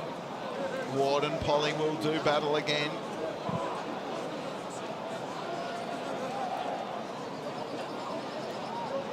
Boscott handballs over the top to Clark, who ran into a Ward trouble. Tell you what, if Boscott can get on a couple of those give and goes, a couple of those 1-2s, he'll break the line and they'll get opportunities. Gee, that's a volleyball spike. Keogh got tackled high. Very smart drop of the knees there from him. Kick inside forward 50. Archer at the back. Walker. So clever. Down the throat of Mickey Paul. Really unlucky from Ashland then. He did the right thing by going for the spoil, but his man just got it over the top, and all of a sudden it's a repeat, as we said, of what happened in the first 10 minutes. Kick into the forwards. How about this use? Beautiful. Mickey Paul, not much you can do there. For goal number 3 in game 200. A grand final nonetheless. Likes it. Umpire does not move. Another one to the Huonville Lions. Margin back out to 29 points.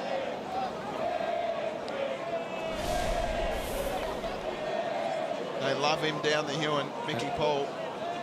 And if the Lions players were having any doubts, they're going to now know for sure that Mickey Paul's going to be there when they get it forward. If they can just do their job, he will do his. And they'll take the cup back down the hill. How good is a kick from Mitch Walker, though? What are you going to do about that as a defender? Not a lot. He's had a fantastic game so far. Sun's out. Could that be significant for the Cygnet Football Club? Hay, Clark tackled without the ball, slid into Tammins' legs. Jones, tackle by Watt, a ball up. Boscott looks like the only one to want to move around and move, get some carry, get some space, get some separation. Schenk gets jumped on by 3 opponents. Boscott got a foot in on that. Gathers the foot in, then just a kick in hope. Ward left it behind. Out it comes for Bantic. Handball's a scoopy one over the top, looking for Dance. Dance off the ground. Johns gathers the footy, drags it in. Comes out the back. Bantic now running onto an open goal. Yes. Dribbles one forward. Is it going to get there? It's got there. Oh, he's going to pay it. He has. Wow. Bantic off the ground gets his first goal of the game, and the immediate response for the Port Footy Club. Geez, they've wheeled that over the line. The fans in the wet have screamed it over. Fingertips in it, surely. Well, it bobbled around. It came out the back. Bantic on the left foot. It's Quarrier that couldn't quite get there. Almost in a prayer state at the goal umpire. Yeah, look, I don't think we need a review when the Lions players aren't, you know, up in arms about it. I think he knew. I think he was just that little bit short. Well, this might fire him up. Maybe. What?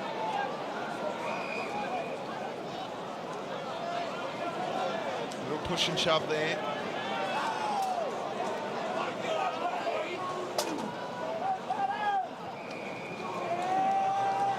Free kick will be Lockie Watts for a hold off the ball. Dale Thorpe got pulled into that one. Look at they run off the half back. 1, 2, 3. They all want to move, don't they? This kick towards Thorpe Oscott. Big fly. Oh. G got up there, didn't he? Lister ducked into a tackle. Umpire, sunlight in his eyes. Circles and we'll ball it up. I thought it was going to be unrealistic, but then he's almost snaffled it in, hasn't he? One down by Doreen. Houth. Jake Dance laying the tackle, and it'll be another ball up. Just this little bit of sunshine helps Cygnet and their running game. Quarrier. Oh. Ward had his kick smothered. Hay off the ground. Lister got it forward. Punched it, kept going. McIndoe happened to see it across the line. 6:48 gone in the third term. They pushed Doreen deep into the forward goal square. Lister and Ward going at it.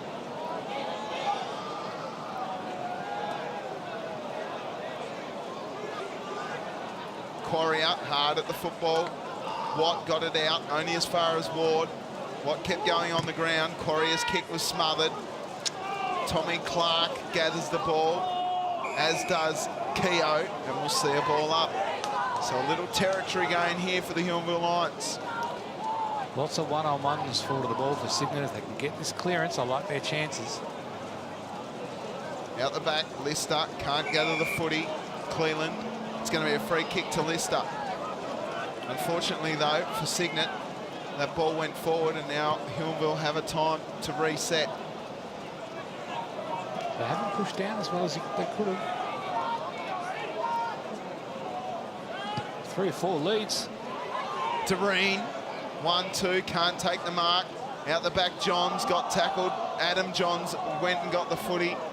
At the bottom of the pack is Clark, and this one will be a ball up right in front of goal, about 30-40 metres out. Not a lot of urgency for the Lions to get back there. Quarrier got his handball away. Oh, hard at the footy. ouch. That'll be a free kick to Thorpe. Geez, you'll feel that in the shower after the game. That's a corky. Free kick to Watt, in fact. Oh, really? Caught on the shoulder. So he's called it high. I would have thought he was actually trying to take his legs out. So interesting. Little stinger. Well, with the stinger, I reckon he's probably done a collarbone there. Long lead. Punched away by Jones. Intelligent stuff. Lockie Watts very sore. Very sore. Let's take a look. Oh, he's hard over the footy. Well, I don't know. Hard one to pick snapper sometimes. Play them both ways A sometimes. great game of ours. The rules make it even harder to officiate. Thorpe at the bottom of the pack. Ward trying hard too. Out it comes for Doreen. He gets dumped in a tackle by Houth. Umpire says ball it up.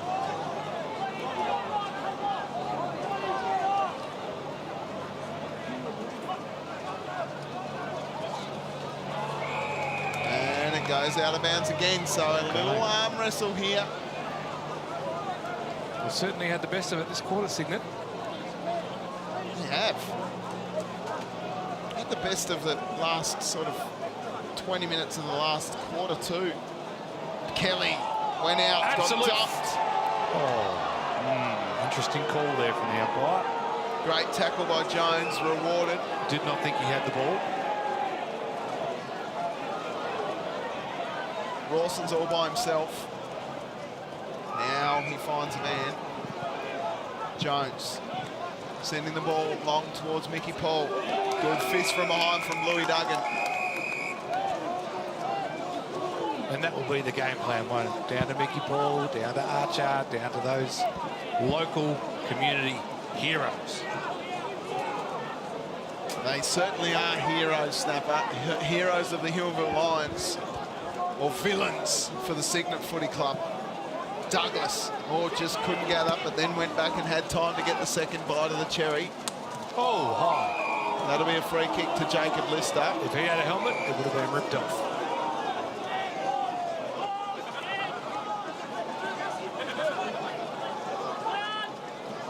It's got to be Boscott here. Cohen. Too easy there.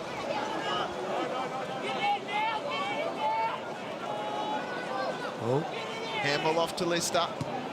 Long kick inside forward 50. Who's at home? Doreen goes back with a flight. At the bottom of the pack, Cohen, the 16-year-old, was hard at the footy. Pushing the back, umpire saw it.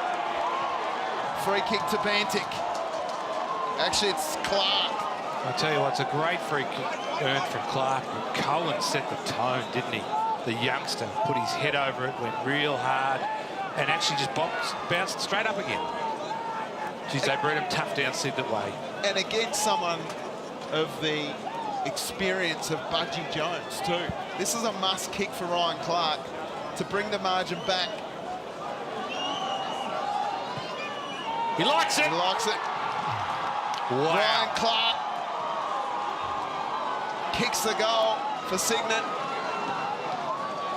And the margin is just 17 points, would you believe it? Huonville Lions 9-4-58, lead Cygnet 6-5-41. It's game on. I reckon 14 of the 15 Cygnet players, 14 of the 18 players got around him there after that goal too. He loved it.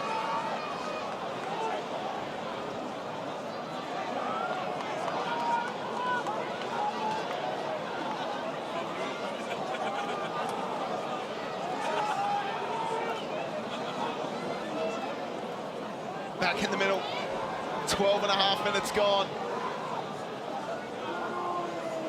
Paul in the ruck, huge move. Jones, big tackle. Boscott gets smashed off the play. He was auditioning for the Theatre Royal there, but that's okay. Maybe not, actually. Boscott, he saw it. Got hit by Mickey Paul. Thought he put a bit of mayo on it, but he's tough. He's all right. Got to be careful with the protocols nowadays. McIndoe can't get a free run at it. Lister will lead the race here. Kicks off the ground. Schenk for company. Kept running, did Mitch Lister. Douglas gets back. Gets wrapped up by Lister. Cohen sends the ball inside forward 50. It's going to be wrapped up by Johns. Nice contest provided by Walter. Out the back now for Rundle. Rundle through it. Great follow-up there from Walter. Let's take a look at the hit on Boscott here as the ball goes inside forward 50. Bantic with a screamer. Wow. That was sensational. Plug and locket style from D'Artagnan Bantic. The Musketeers. All for one and one for all. Will he finish it? Come on, Bantic. We want a game. This is a must kick. Oh, yuck. Oh, jeez. Unlucky. He's led back on that. He had need to kick through. Take a bit more time. Johns to bring the ball back in. Evans gets there first. Lister to Tammins with a rush kick inside forward 50. It works. They're moving for him. Kelly gets called to play on. Short kick is on. Not 15. Clark, Cohen towards goal. Cohen! Cohen! Toby Cohen. And it's back to within 10 points. Huonville Lions 9-4-58. Lead Cygnet 7-6, 48. 15 minutes gone in the Banjos Bakery Senior Grand Final. Wow. Wow, he's teed off there and kicked that from 40-odd metres out. Look at this, 2 steps. Excellent. A team with nothing to lose, Snapper. Very It's dangerous. one of the most dangerous things in a game of Aussie rules football.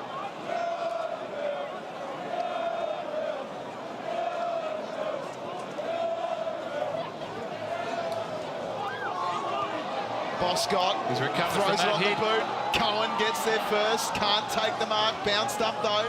Toby Cohen got it up now, quick one from Doreen, goes forward, Clark underneath it, Johns did well. Clark kept his feet, free late kick, call. Johns. Cam Johns to take the kick from basically the back pocket. Tell you what, these Cohen brothers, they are shaping the narrative of the game so far. Directing. That's should be a free kick to the Barnacle, it is.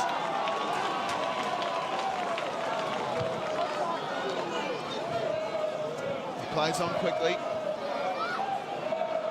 Tammins underneath it. Clark at the back, got tackled. Handball came over to Tammins. Tammins now, the handballs start to string together. Long kick deep inside the 450, big fly. Man at the back, quick kick forward by Code. Bounce. Johns.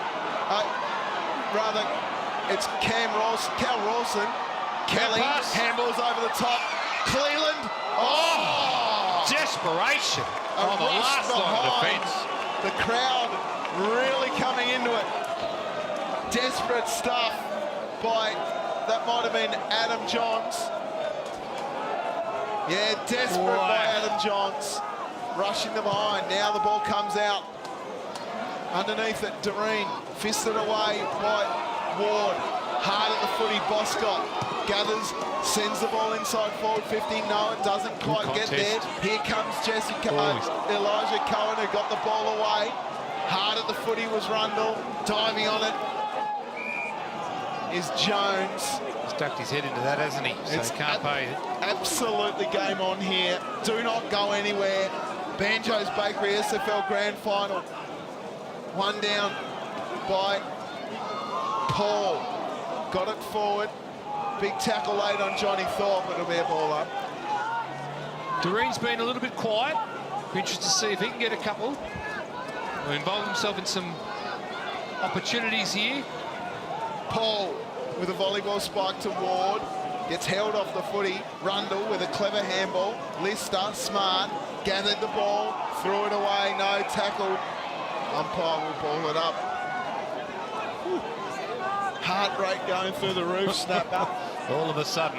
This is what we hope for, isn't it?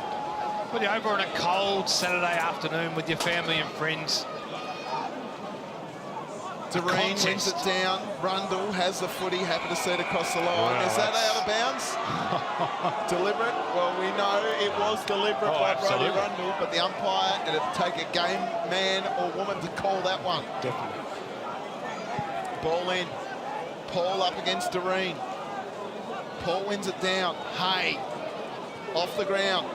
Lister gathers. Clark tackled beautifully by the Barnacle. And Douglas gets the free kick at half back. Hay spins out of his trouble. That's a good lead from Dylan Hay. 1-2, time to grab. Not a lot to kick to here, but we know that they've got a potent forward line as they go forward. Tammins, Walker, all by himself, gathered, and that's off the chest of Polly. Through for a ball in. The game winners for the Lions haven't had much of an opportunity this quarter, so this will be interesting to see how they go with Walker and Archer and King Mick. Ball in. Slides out the back. Thorpe gathers the ball, gives it off to Jones, who was tackled by Evans when he didn't have it. A better push back there. Guard that space. Pudgy Jones with the free kick. It was a great tackle. Leads from Walker. Pudgy Jones backing himself from here. Look for him to play on. I tell you what, that's a nice roost. Look for Walker at the back. Punched away. Schenk rushed behind. Lead from Archer, lead from Walker. I think that's probably the better option. Got to lower your eyes. I know they're in front, but they haven't had the momentum. Tex Simpson gives it a high roost. Pat Kelly went up. Kicked off the ground by Jake Dance. Keogh ducked into it. Yeah, ducked into it, then it's holding the ball. And umpire now will ball it up.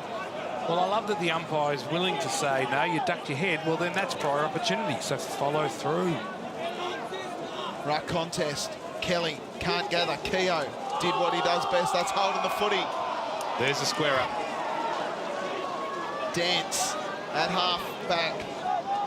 Sends the ball up to half forward. Who's at home? Gets a fair bit of journey on the kick. Lines of a +1. Clark flew high. Walter tried to keep it in, but ended up rolling across the line. Yeah, golden drop back then, and was the +1 in defence.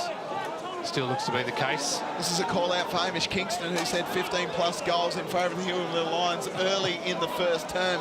Give me a spell, Kingo. Boundary throw in, one down by Doreen. Thorpe got his handball away. Quick kick by Jones, should be wrapped off up here by Tammins. He's got Ashland inboard if he wants, decides against that. Joey Doreen's down deep, but they've got numbers back to the Huonville Lions. Doreen to flight this one, Ward with a double fister across the line. Where's he going with that umpire? The umpire says ball it in. Really good call there, Tubes. Ashton was on in the middle. He's still by himself. It just shows that they're willing to run off the half-back line, even though they're behind, to take risks, to take the game on, and they had to, obviously. They had no choice. They weren't going to die trying or die wondering.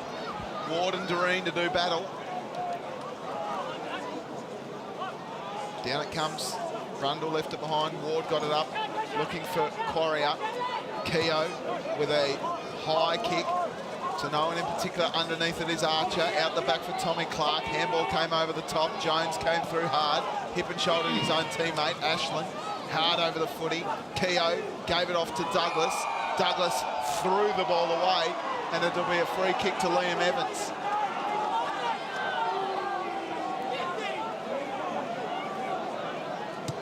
Evans to send the ball inside forward 50. Who's at home? Big fly. No one can take the mark for the Cygnet Footy Club. Clever handball to Kelly. Kelly ducked into a tackle, threw it away across the line, ball in.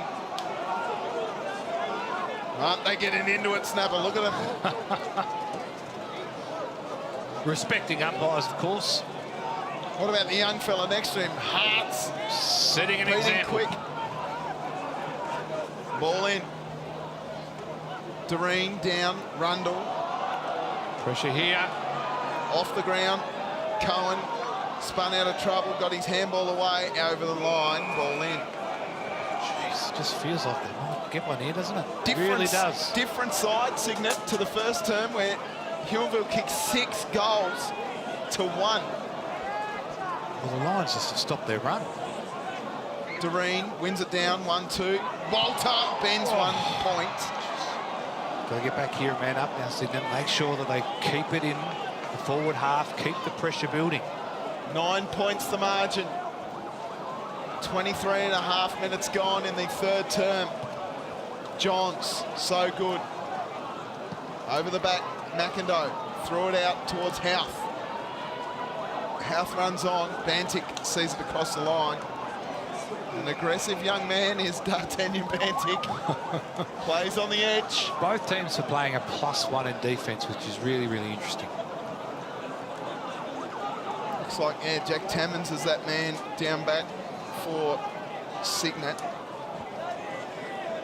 Looks like Reece Ward for the Lions. Archer got ran over the top of and infringed upon by Boscott, so we'll get the free kick.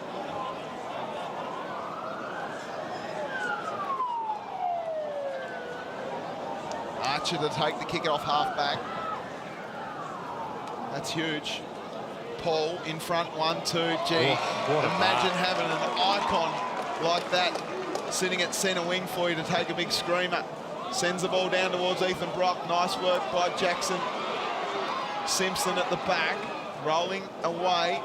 Bluey Duggan got his handball away. Now a chance for Cleland. His kick was smothered by Rundle. Rundle gave it off to Keogh. Keogh gave it back to Rundle. Rundle got a kick away. Bantick's underneath the footy. Who wants it here? Simpson came through hard. Jones went down. Got it off to Ward. Ward towards goal. Jeez, he was solidly met Punched as he away. kicked that. Ouch, he gets up though. He's a warrior. Boundary throw in. Gee, it's all been Cygnet. If Huonville can jag one here, it'll put a dagger through the hearts of Cygnet supporters. Polly worked his man under the ball. McIndoe hard at the footy. Sitting on it like it's an egg is Mitch Lister. Let's have a look at the replay here.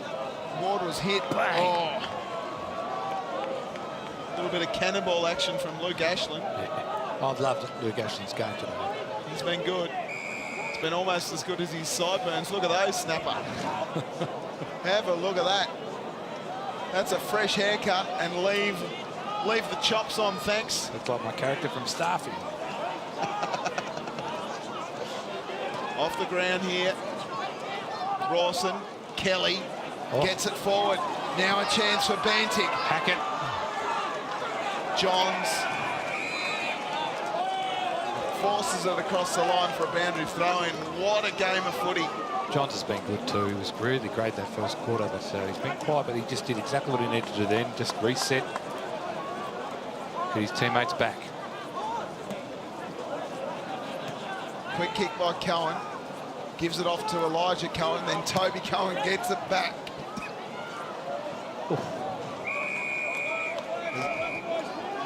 Let's take a look at the read. Oh, Dart Bantic gets one in the nostrils.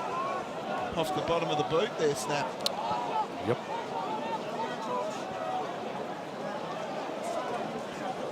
Good input from you. No one went up in the ruck. Keogh got a hold of it. Threw it away. Wow. And again, it's a Cohen that comes through with the goods. Geez, I wouldn't want to be given the votes today. Which Cohen has it been? They've all popped up at some stage. There's Toby Cohen on screen, and this is Jesse Cohen, the brother of Elijah Cohen. And I think they're a second or third cousin to Toby. So this to bring the margin back within a kick. The weight of the world on a 16-year-old's shoulders. In he comes. Jesse Cohen. He's definitely got the journey. Has he got the accuracy? He has! What a goal! Believe it or not, the margin is just 3 points here at North Hobart Oval, late in the third term. Jesse Cohen, you are a star. Look at this. He's been playing back all year. Well, he's popped up today, been a lively forward. It's where he's snapping half out there with some of these bigger bodies, but by geez, he's got resilience and toughness, this kid.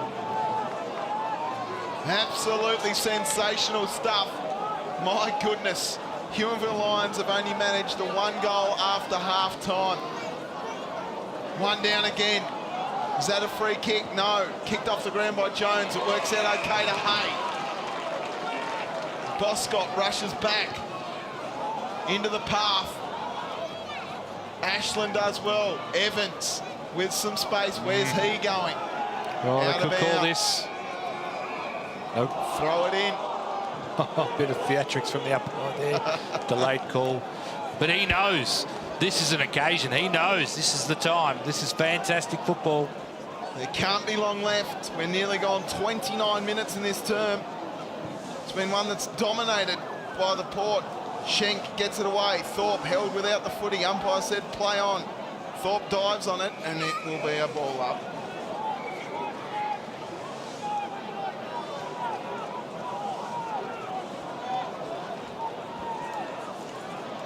Out of the air goes Archer. Thorpe dove on it.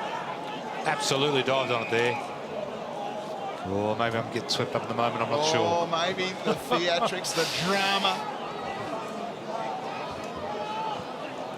The big Mo is with Cygnet.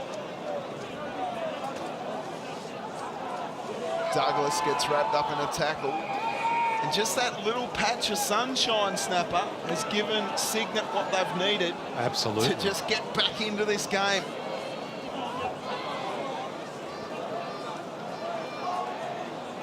Boscott.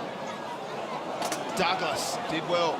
Cohen scooped it up, looking for Lister. Lister's hands came out towards Elijah Cohen. Is that holding the footy? Ward gets one forward. Who's at home? No one. Mickey Paul. Hay off the ground towards goal. Through from behind. Douglas has been good for the Lions today. He's bobbed up a few times. Been caught a couple of times, but geez, he's generated a lot of forward entries. 4 points the margin in favour of the Huonville Lions. Simpson has Ashland out wide by himself if he wants. Decides to go to the defensive side, finds Cohen. Cohen in the back pocket. Can't be long left in the term. Long kick down the wing.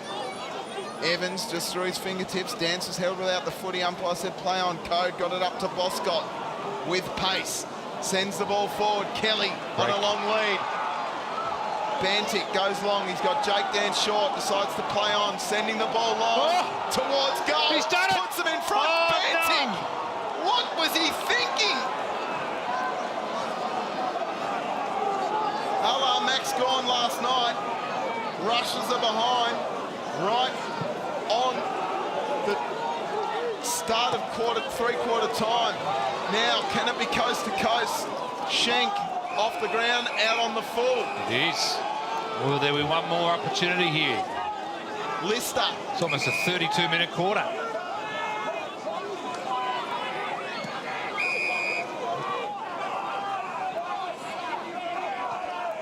A lot of orders being barked around. Sends a talk inside forward 50. No, the mark is not taken. Wow, what a quarter. He's paid the mark. He's paid the mark. He's going to have a shot. Wow. I've loved his game. Wow. Just shows the mindset, though, doesn't it? Win at all costs. Goodness me. I don't know about you, Mark Allen, but I am electrified right now. The Huonville Lions lead at 9-6-60 to the Cygnet Footy Club. 8-9-57. Goal scorers for the Huonville Lions. Mickey Paul with 3. 2 to Mitch Walker. And then singles to Brady Jones, Jackson Keogh, Ethan Brock and Daniel Archer. And for the Port, it's 2 to Cam Walter, then singles to Thor Boscott, Joey Doreen, Ryan Clark, Toby Cohen, Jesse Cohen and D'Artagnan Bantic. They had an opportunity to get in front there, Snapper, in the late stages of that term.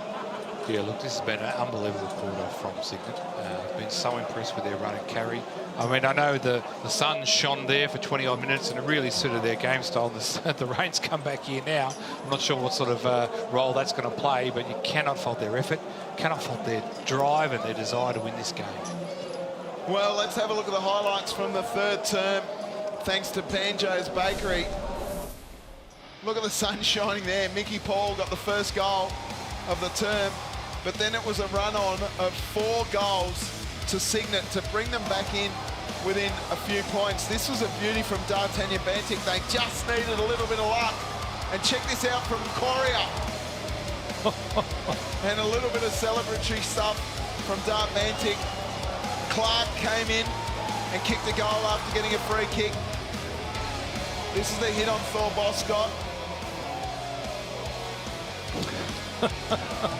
A little bit of theatrics in that from Thor. The kick in from Cam Walter was a beauty. This was a great grab.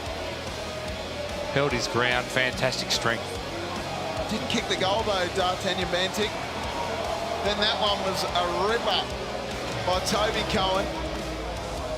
And then Jesse Cohen kicked the last of the quarter to bring them back within a few points. And he loved it off the boot, the young man. This is going down to the wire. Do not go anywhere. The Huonville Lions lead by 3 points, 9-6-60 to Cygnet, 8-9-57. My name's Tubes Taylor. We'll take a quick break here, but stick around. The final term of the Banjos Bakery SFL Grand Final coming up next. Mate, the Great Australian Bite has something delicious for you. Banjos Bakery Cafe, where meets baked fresh in every store every day since 1984. The Great Australian Bite has never tasted this good. Visit a store near you or download the app and order today. Banjos Bakery Cafe, baking things better.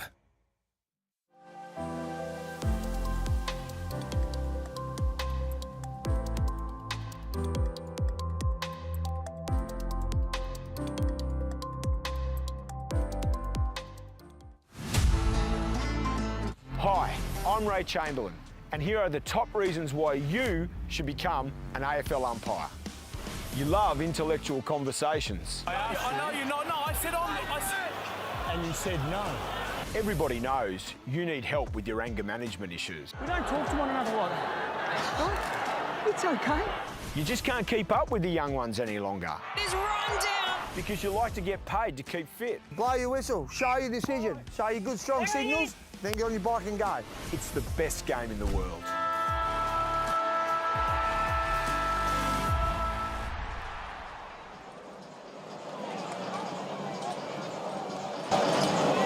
Well, folks, do not go anywhere.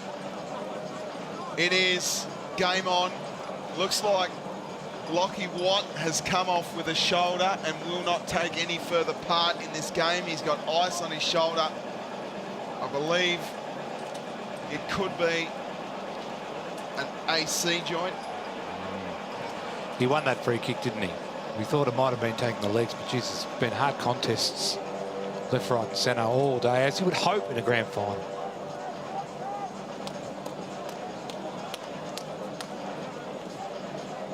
I do have to ask what sort of role the weather coming back is going to play, Tubes. I'm not sure. It'll go down to the wire here. A little slippery. I thought that would suit Cygnet, but it didn't in the first term. No, well, the Lions were able to take big grabs from their big men. It's unbelievable. Just waiting for a few patrons to get off the field before we can start the final term of the Banjos Bakery SFL Grand Final. Let's do this. We're away. Fourth quarter happening now. Tap out. Went towards Boscott. Cohen and Thorpe. Johns got it out. Little hand in there by Keogh. Clark has Keogh for company. Sends the ball forward. A little territory gain here. And that one rolls out of bounds in front of Ryan Clark. Geez, it's earnest. They're going hard at it. They know this first 5 minutes could decide the season. What an upset it would be. The undefeated Lions. Don't ride off a champion just yet. Boscott fists it forward. John's been so good. Rolling the ball forward. Out of bounds on the full. Tammins will take the kick. He plays on quickly. Sends the ball down towards Polly. Oh, look at Ashland running down the wing here too. Really making Mickey work. Jesse Cohen sends the ball inside forward 50 at the back. Bantic needs to kick it off the ground point. 2 points. Ashland's made Michael Paul run the entire length of the field there. That's okay. Why not make him work? Houth received from Johns. Rain really falling now. Long kick up the wing. McIndoe with strength. Simpson happy to see the ball across the line for a ball in. News coming from the Cygnet bench is that Lockie Watt has broken a collarbone. Ball in. Walker got it down towards McIndoe. Out it comes for Walker. Boscott went to shrug, and it'll be a ball up. He went to defend there, but he just didn't have enough prior opportunity. Jones gets it forward towards Archer. Great fist in there from Evans. Archer just slipped as he kicked. Stays in play. Tammins, gather, hold up, ball up. Really starting to rain here at North Hobart Oval. One of the closest grand finals we've had in a long time. Polly won it down. Does it stay in? No. John's happy to see it out.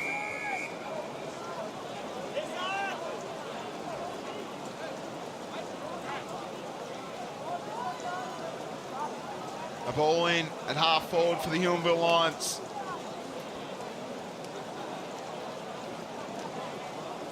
Down at force, Johns gets tackled by Cohen, and we'll see a ball up.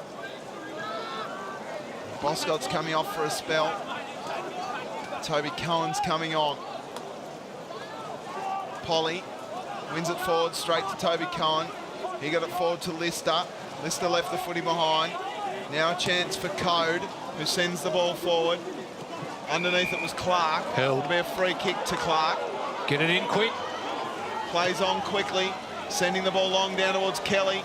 Kelly trying his hardest. Doreen could scoop it up here and bend one around the corner. Snuck in for a behind. Unlucky there. He's been quite Doreen, but far out. That would have been fantastic. What a goal that would have been. One point.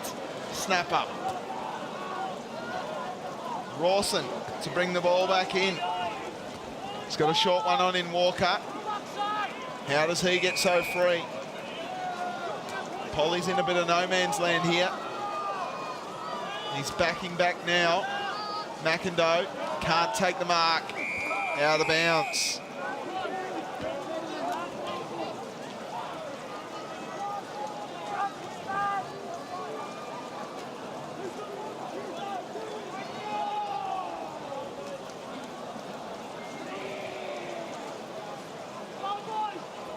Ball in. Held off it was Walker. Ball comes out the back. Lister got it away. Rawson, calm as a cool cucumber. Did really well there, Archer, to protect the drop zone. Clark got it away. Diving on it was Keogh. It'll be a ball up. Both teams have assisted with their +1. Ashton behind the ball. Working, isn't it? I'm not sure it's working for the Lions. Haven't seen a goal since No. the first 5 minutes of the second quarter. No. They don't. They still. They've got a +1 around the ball here. And no, they're all manned up because they've got 2 players on Mickey Paul. Why wouldn't you? He's enormous. Thorpe. Archer. Wow. Tammins gets back. Ethan Brock flies high. Fist came from behind. Duggan got a handball in. Hope left it behind. Cohen did really well. Really well. Got his kick away. Oh, they just flew at the man there, did Toby Cohen. That's a gang tackle there, and we'll see a ball up.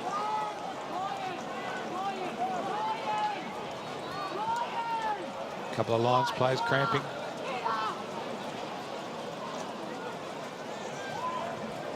Ruck contest, one down. Johns taking a move into the middle. We'll see a ball in.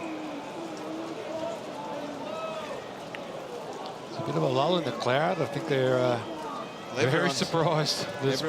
On the edge of their seats, snap, aren't they?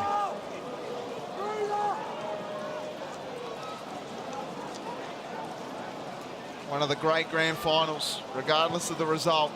Schenk, clever touch, looking for Johns. He's jumped on. And this one will roll out of bounds again, holding on to the slimmest of margins, the Huonville Lions.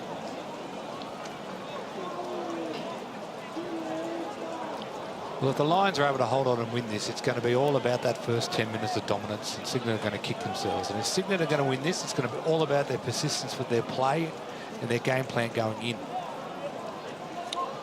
Out the back it came for Lister. Interesting kick. Cohen gathers, then got pulled off the footy. Dove back in and got it though. Wow. Quick kick forward. Who's at home?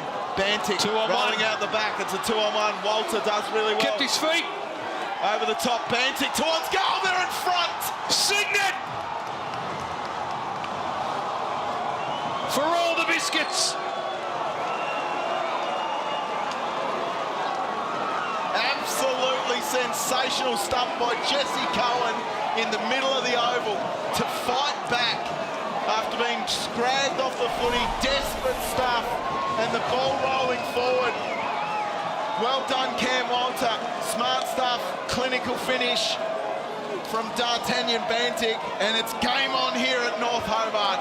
What have the Huonville Lions got? They've only managed 1 goal since half-time after kicking 6 in the first quarter. Back in the middle, Boscott got a kick, was held off the ball. No, it's a free kick to the Lions. Budgie Jones was held off the ball. Got a long kick, Mickey Paul on the lead. Oh, clinical. Ooh. Has he done a calf? Looked a bit sore then, bit of a grimace, wasn't there? Just had that first 5 or 10 metres of pace. Mickey Paul from outside 50 to put them back in front in game 200. Not going to have the journey. Who's at home? No one. Across the line for a behind. Cygnet will not want to allow such open space for the key forwards. Long kick. Johns, smart. Handballed over the top. Who's at home? Nobody. Cohen leaves it for Doreen. Lister attacked hard at the footy. Ball in. Could we take a moment to realise that Cygnet are 4 points in front? This is an amazing comeback. After trailing all game. Ball in. Ward wins it down. Clever touch. Jones gets pushed off it by Lister. Or might have been Code below the knees according to the umpire. Brady Jones looks up. As Polly got back, and that's a short kick. Oh, tell you what. Boscott lost sight of him there. Took the mark. Dale Thorpe will go back and have a shot on goal. And sometimes when you think it's going to go long in the wet, horrible conditions, they look for the short option. They lower their eyes. Thorpe towards goal. It looks okay. Big fly at the back, punched across the line. Through for behind.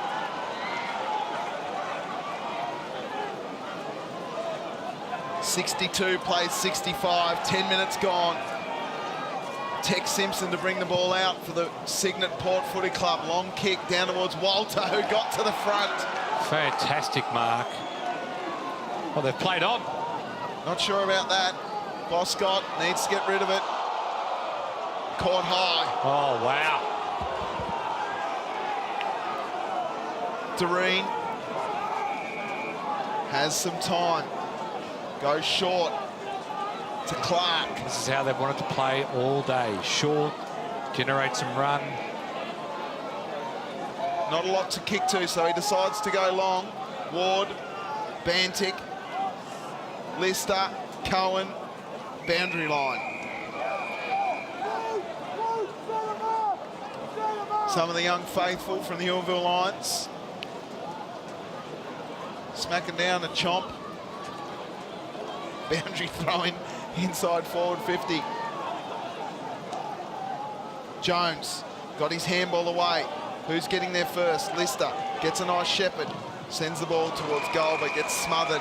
Desperate stuff from the Huonville Lions. Look, we're not privy to what the coaches have said at half-time or three-quarter time, but I tell you what, full credit to Thor Boscott. They've actually stuck with their game plan all day, regardless, even being 20 or 30 points down. Ball in. Out the back for Quarrier. Hey, Quarrier again diving on it. Umpire circling will ball it up. They've said they will win their way or they will lose their way. They will not change. Love that.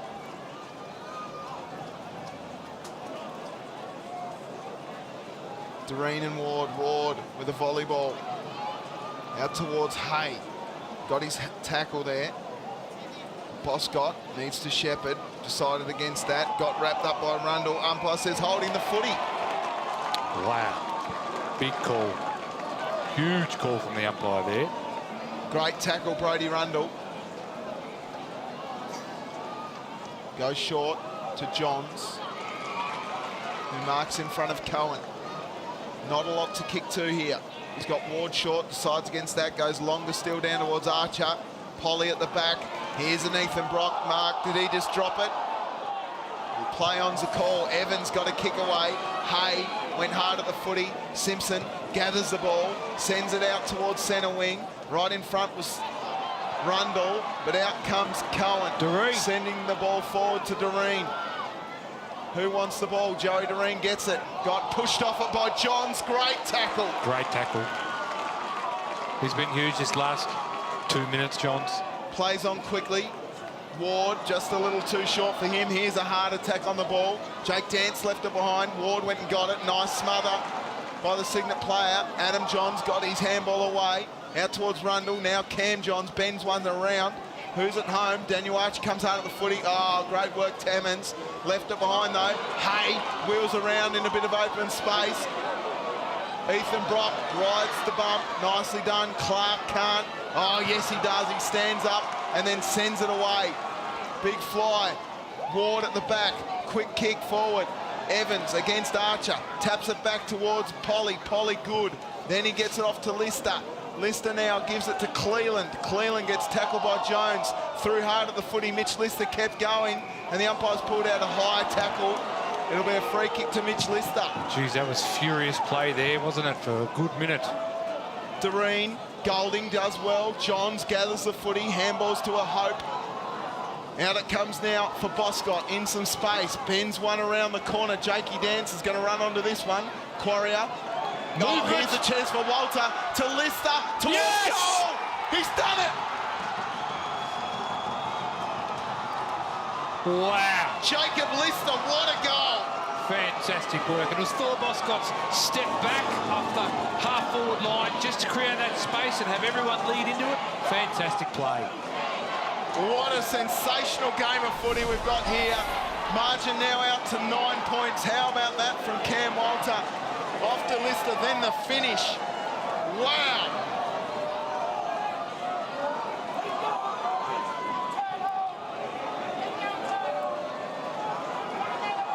How about that look on the face of Jacob Lister, just pushing all his mates away, saying, come on, we got a game to win.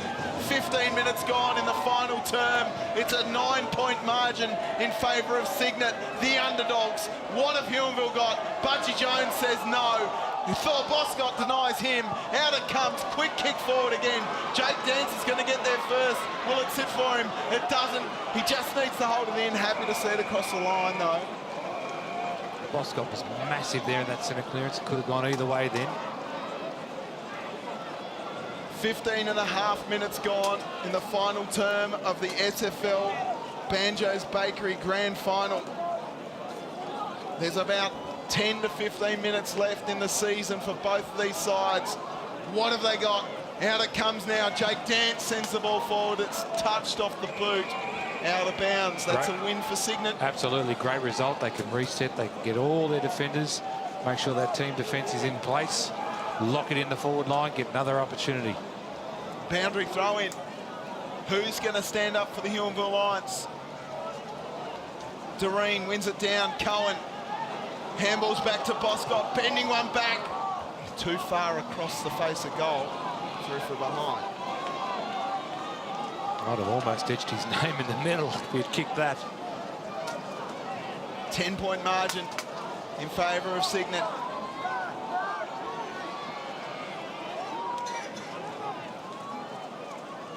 Johns to bring it back in for the Huonville Lions. Sending the ball long. Chance at the back. Simpson does well. Umpire circles and says, give it to me. Got sat on there, did Jackson Simpson. The ball up. Cohen got his kick away. Cleland wrapped up in the tackle. Must have been touched.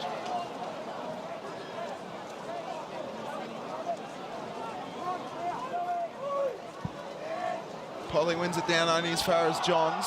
Got held with the footy. Umpire said play on. Thorpe got his handball away to Schenk. Schenk goes backwards looking for Jones. Jones goes long and deep. Tammins has been immense. What an amazing mark there. Tammins setting them up from half back, sending the ball long. Polly will fly. Oh, almost took the mark. Johns gathered, couldn't get it away. Code tapped it into the path of Cleland. Cleland off the ground, trying to get it. Someone else's problem. Cohen hit it off the ground. Golding now has time and space. Got it to a man who was under immense pressure. Cohen gave it off to the other Cohen. The Cohen brothers and cousins just combining. Now a chance for McIndoe to reset. Out to Keogh. Looking up, he's got Daniel Archer deep inside forward 50. He goes instead towards the Barnacle. Douglas gathered the ball, and now it'll be held up here. A couple of better options there than the long kick into the forward line. Need to make smart decisions in these last few minutes. Mickey Paul into the ruck is a good move. Cohen got the ball away. Code did well. Mickey Paul with a nice pick-up, got pushed off the ball. Now a chance for Kelly. His handball missed the mark, only went as far as Johns, but Johns coughs it up. And Jack Tammins has been huge in the last half. They're going long down the line now. They've got a lead to protect. Kicked off the ground. Douglas will scoop this one up. He loves it hard. Through comes Houth. Tried to kick it off the ground was Ashland. Now a chance out the back. Who's going to get there first? Simpson went hard at the footy. Got it off to Code. Code bends one around. Needs to be a contest here. Couldn't quite take the mark. Now it's handballed up nicely by Doreen. Doreen's kick goes towards Lister. Lister with a sensational pickup. Goes towards goal. Bantic. Nice fist from behind by Johnny Thorpe. Who's at home? Bantic. Gives it to Lister. Lister handballs to no one. Through comes Thorpe. Thorpe got it off to Houth. That's a slippery cake of soap at the minute. And it'll be held up. Great call and Tubes. That was frantic. A ball up at half forward for the Cygnet Footy Club. They lead by 10 points. Huonville need 2 goals. Mickey Paul punches it away. Out towards Keogh. He's got time. He gets his kick. It's a rushed one. Should sit okay for Archer. Strong. Massive mark. Shrugs he's the played kick. on. I think it might have been touched off the boot. Douglas at the back. Here's a chance for Code. Douglas doesn't let tackle slip through. He's a real tackle machine. Elijah Cohen gets it away. To play on's the call. Boscott came through hard. Ran straight into Daniel Archer. Play on was the call. Long kick inside forward 50. Bantic. He's played on. Can he kick his third? He does! Yes! Wowee! Cygnet!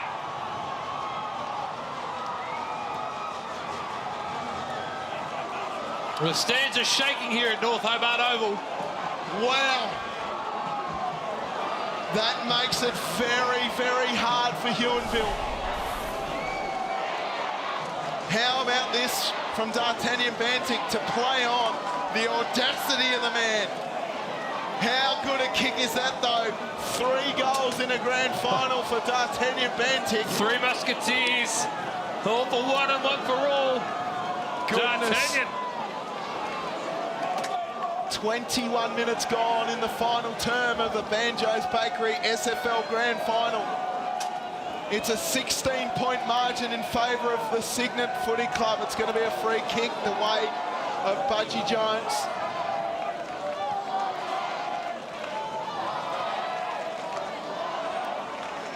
Looking up, no doubt they've got the firepower down forward, but that's a scrubby kick.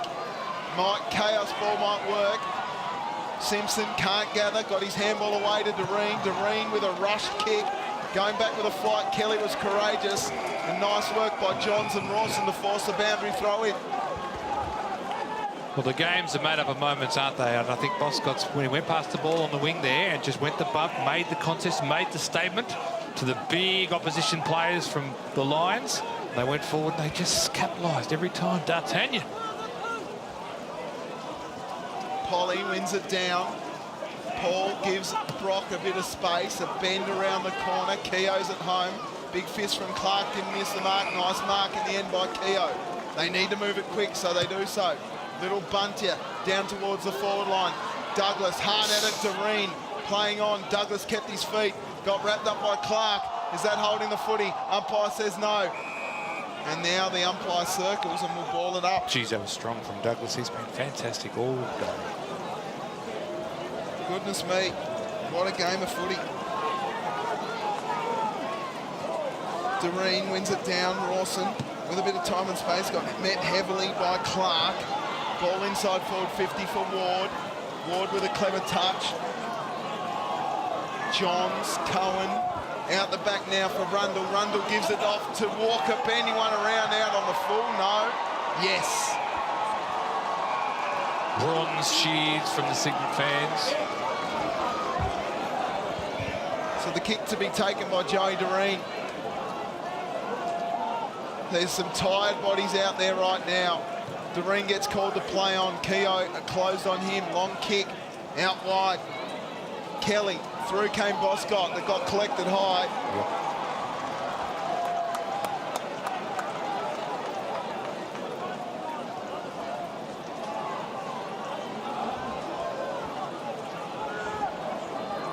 So Thor Boscott at half-back, happy to run the clock down. Now gets called to play on, decides to step around his man and send the ball long towards Bantic. Off the mark, downfield. Thor Boscott has been collected by Mickey Paul.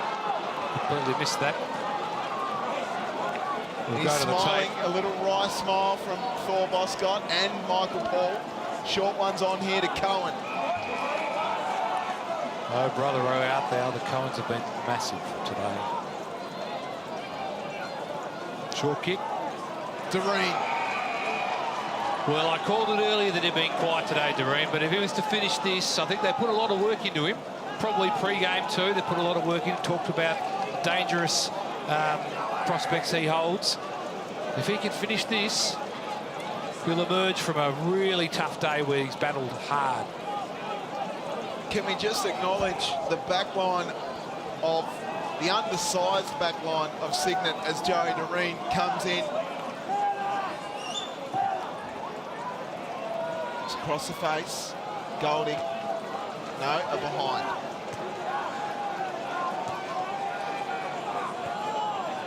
They have absolutely dominated the second half of this match.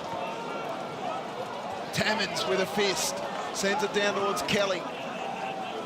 Through with pace comes Mickey Paul. Got his hands free. Ashland, so good.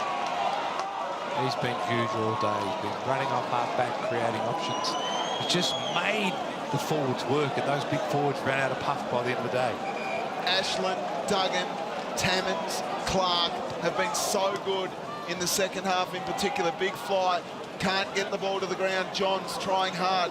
Out it comes the back now. Walter bends one around the corner. Bouncing ball. Rushed through for a behind. Margin now 18 points. I think the Lions will know.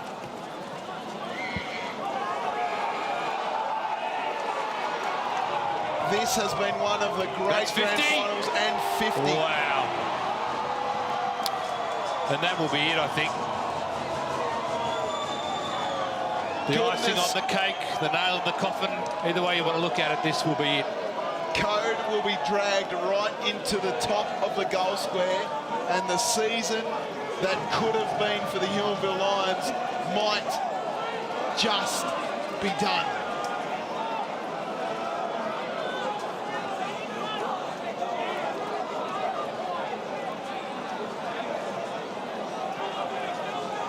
In comes Josh Code. And it's home. What a turnaround for the Huonville Lions. 31 points was the margin at quarter time in this match. and they are now leading by 24 points. An amazing turnaround. It's been one of the best grand finals I've ever had the pleasure to see live. Cygnet have got to know that they've had belief all day, and this is unbelievable reward for effort. Faith in their coach, faith in the system, and they've just overran them.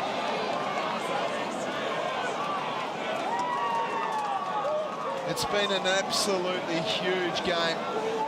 I cannot believe it.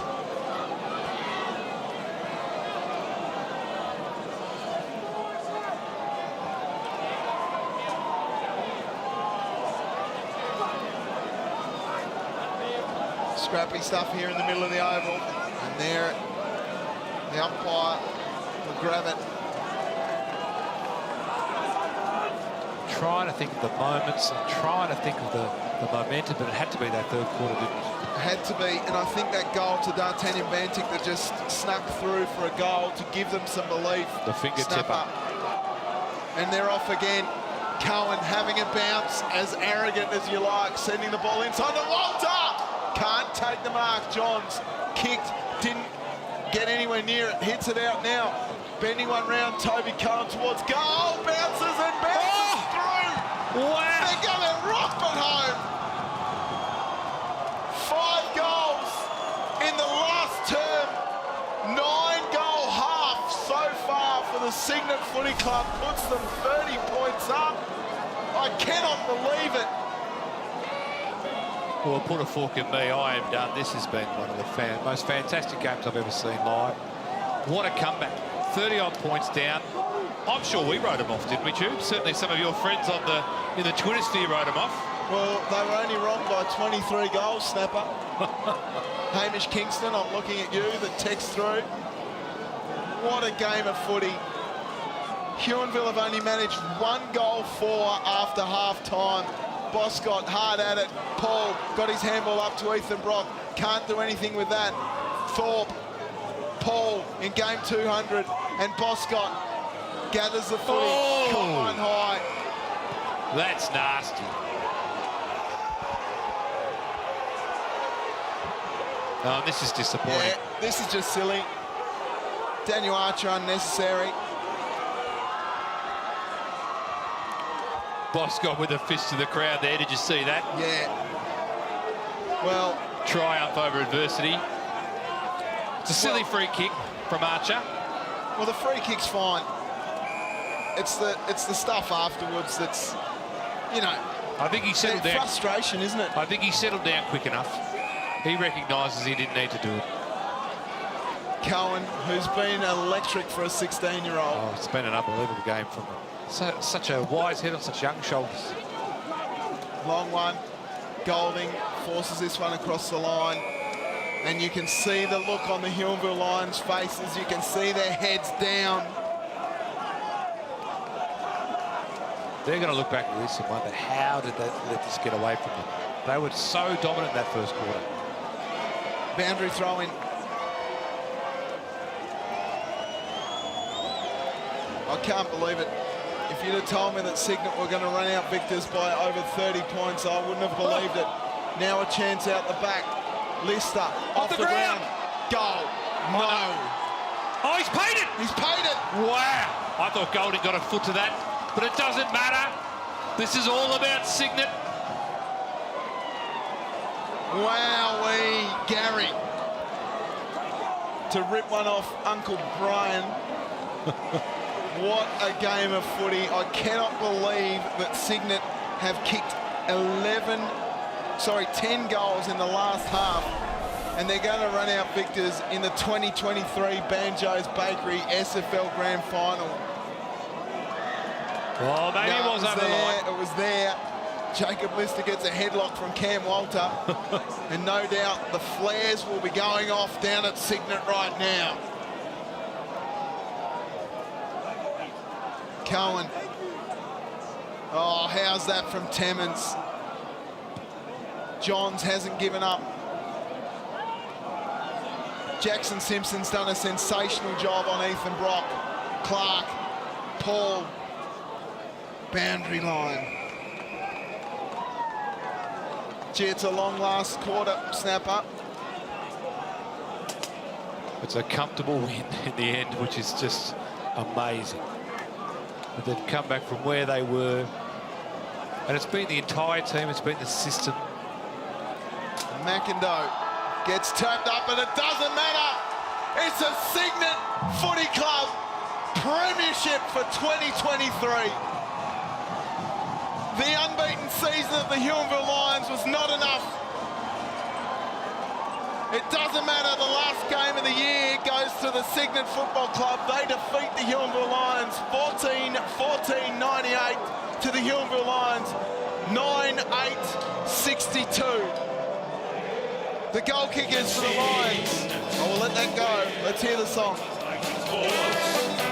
We love our club and we play to win.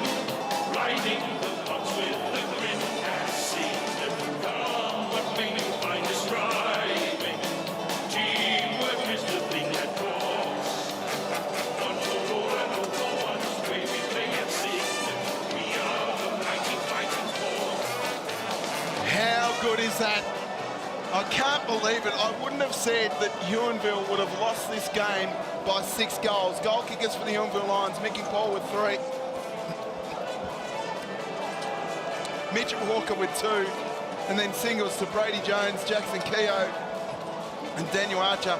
For the Port, it was 3 to D'Artagnan Bantic, 2 to Cam Walter, Toby Cohen, Jacob Lister, then singles to Thor Boscott, Joey Doreen, Ryan Clark and Jesse Cohen. A sensational game of footy, and what a way to end the Banjos Bakery SFL season. To the boundary and try and catch up with a few of the players from the Cygnet Footy Club. I'm not sure what your thoughts are on who you think would be the best on ground today, Snap, but hit me with it. What do you think? Oh, well, I'm really glad I'm not giving the votes today. Such a massive effort. We've got 3 Cohens there, all related apparently, down there from the Huon. Oh, brother, we're out there. They've done an amazing job. Just the hard, tough effort. Of course, you can't go much past the coach, Thor. He brought the lightning, he brought the thunder.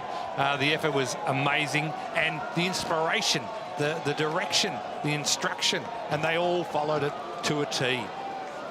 Yeah, they certainly did, Snapper, as pretty much everyone from Cygnet is here right now.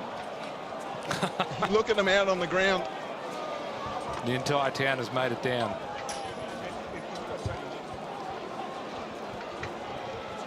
We'll get out onto the ground. I tell you what, it's a bit of a mud pit here, Snapper. The ground's held up beautifully. We've got to get in and get some of these players.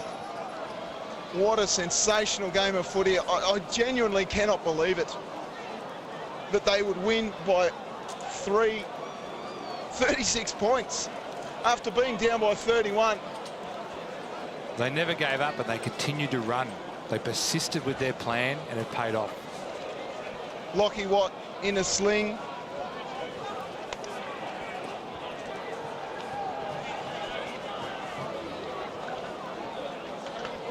Let's get Pat Kelly. Pat, come here, mate. Well, brother. What does that mean to you, Pat Kelly? Oh, mate, that was awesome. I thought we were gone at about quarter time, but the way the boys dug in then, that was unbelievable. You were 31 points down at quarter time. 31 points down to run on victors by 36 points. That's an enormous turnaround. What did Thor say to you at quarter time? Oh, he just told us to believe. Last couple of times we've played them, we've not run over the top of them, but we've got a bit of run on, so it was just belief the whole time. We knew we could get there. Yeah, that's amazing. What does it mean to the Cygnet Footy Club to be the premiers in 2023 after the sensational season by the Huonville Lions? Oh, mate, credit to the Lions, you know, to go through the season undefeated, that's unbelievable, but get down to Cygnet tonight, the top pub will be bouncing, I reckon. Go and enjoy it, Pat Kelly. Well done. Sensational season. There's Frosty.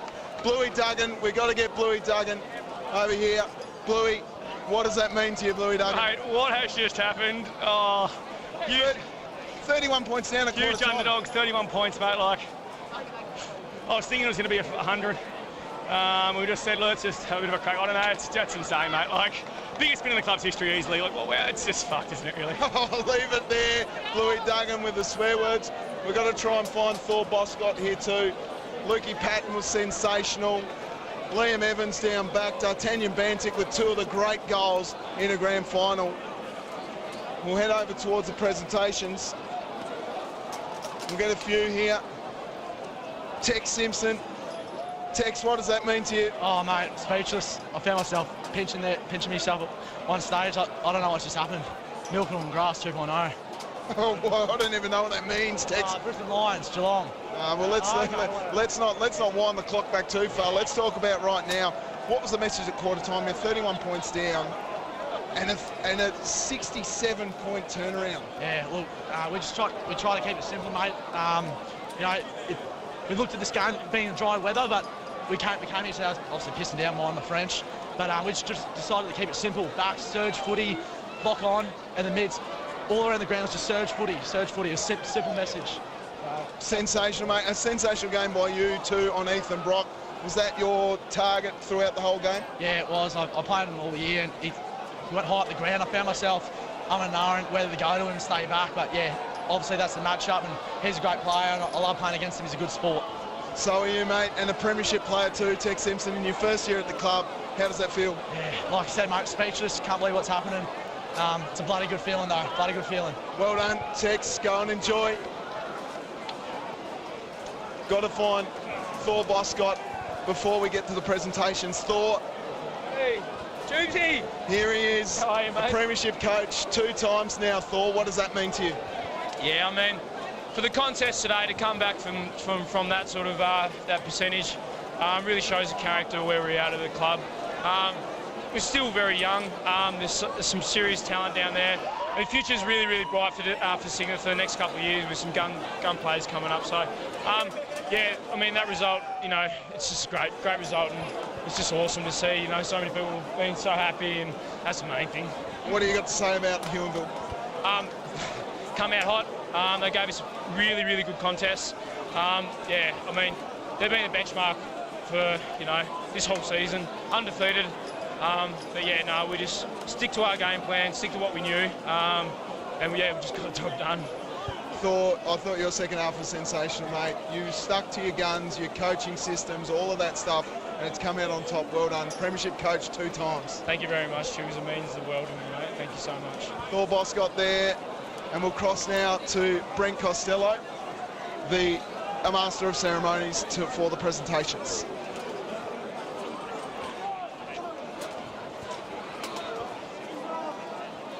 Ladies and gentlemen, boys and girls, it's now time for the presentation ceremony for the 2023 Banjos Bakery Cafe SFL Senior Men's Competition.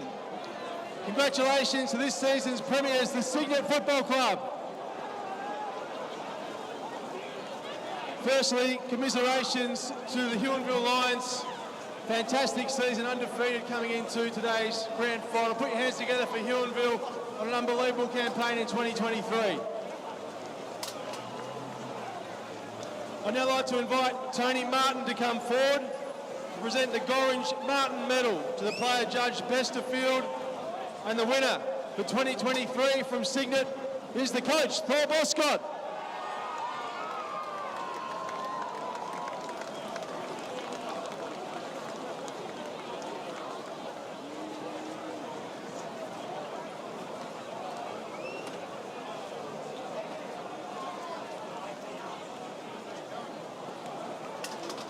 Thanks, Tony. Congratulations, Thor. I'd now like to invite SFL President David O'Byrne to present the Premiership Medallions for 2023 to Cygnet. Starting with number 2, Jake Dance. Jake Dance, number 2.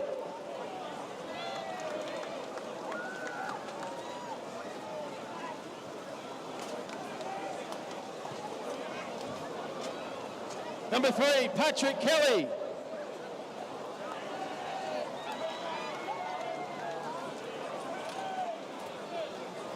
Number 7, Jackson Simpson.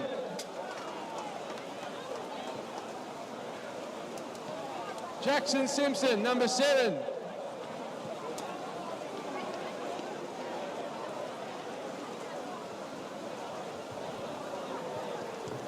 Number 12, Joseph DeReed.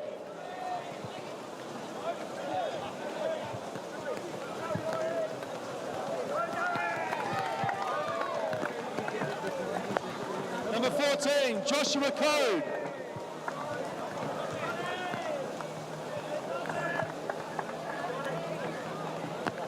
Number 15, Elijah Cohen.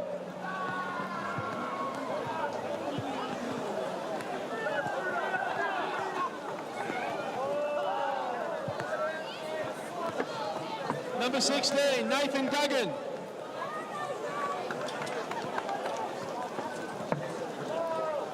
Number 18, Ryan Clark.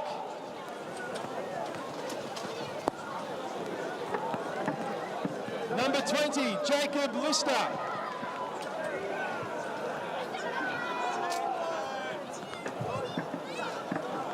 Number 21, Will Cleveland.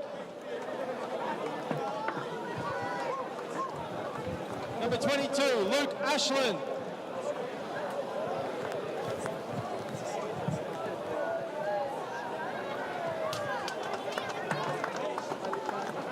Number 23, Will Polly.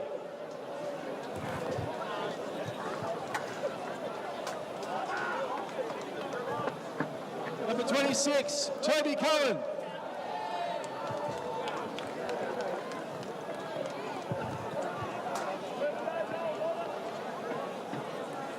Number 28, Cameron Walter.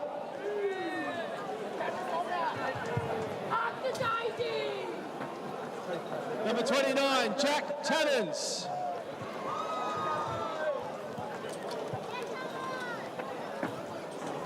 Number 33, Liam Evans.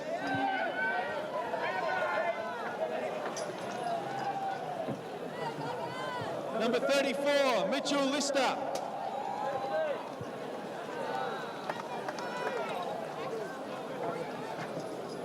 Number 39, Jesse Cohen.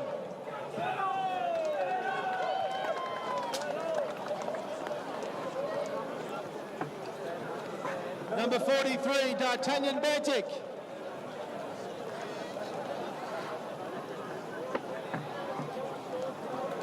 Number 58, Thomas Clark.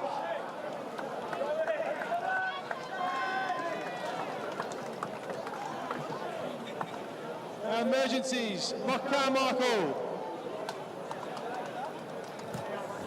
Lockie Carmichael, emergency. Bradley Lawless.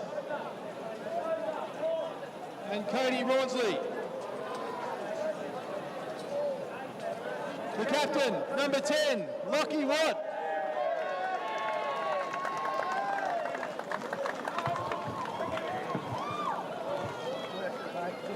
And the coach, number 9, Thor Boscott.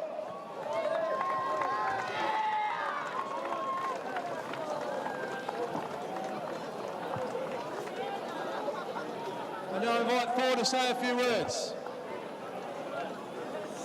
Obviously, Huonville, benchmark to the season. You guys had a terrific season. Gave us an absolute run for our money. Obviously, started off pretty hot. But yeah, just great season. I'm sure you guys will be back next year.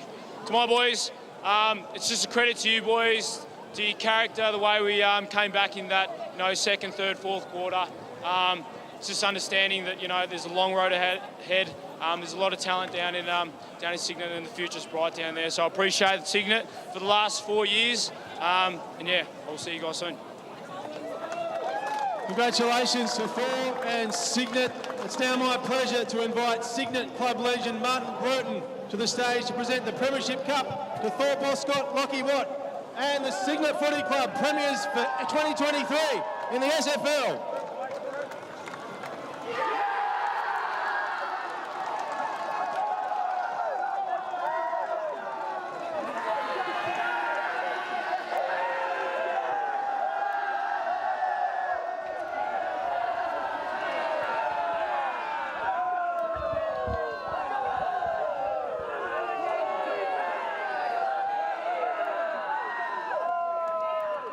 Well, there you go. Season 2023 comes to an end in outstanding fashion. I can't believe it. If you'd have said to me at the start of the game, Snapper, that Cygnet will win this game by 6 goals, I would have told you to go for a long walk off a short pier. It's a Cinderella story. a Rocky Balboa story. They kept punching, and they were able to get it over the line in the end. And there he is, the best on ground, Thor Boscott. He inserted himself into the middle. He asserted himself on the field. He was sensational. You could go through their list, Snapper. I thought Jack Tammins in the second half was absolutely sensational. I thought that in the first half, Luke Ashland kept them in the game. There was so much more going down there. Bluey Duggan, in the end, did a sensational job on Mickey Paul. He kicked the 3 goals, 2 in the first term, but didn't really get near it. They put him into the middle after that. And I'm shocked. I am shocked that these men on screen are the premiers for season 2023. What a great game of football. A 67-point turnaround. One for the ages, Tubes, one for the ages. They were 31 points down at quarter time. And it's a comfortable win in the end. Unbelievable. We wouldn't have been talking about this at quarter time or even before the bounce. So comfortable. Unbelievable stuff. What a sensational finish to an outstanding season of Banjos Bakery SFL football. Mark Snapper Allen, always a treat to commentate footy with you. Thank you for your time. Thank you, Tubes. Adam Rybell and Rob Stubbs on camera, and of course our technical director from Creative Imagery is Andrew Harcourt, and his lovely wife Fiona operating the replays. My name is Tubes Taylor. You can catch me on Triple M Breakfast from Monday to Friday from 6 a.m. on 107.3 on the FM dial. There they are, the premiers for season 2023 in the Banjos Bakery SFL are the Cygnet Port Footy Club. Until next time, next season, catch you at the footy.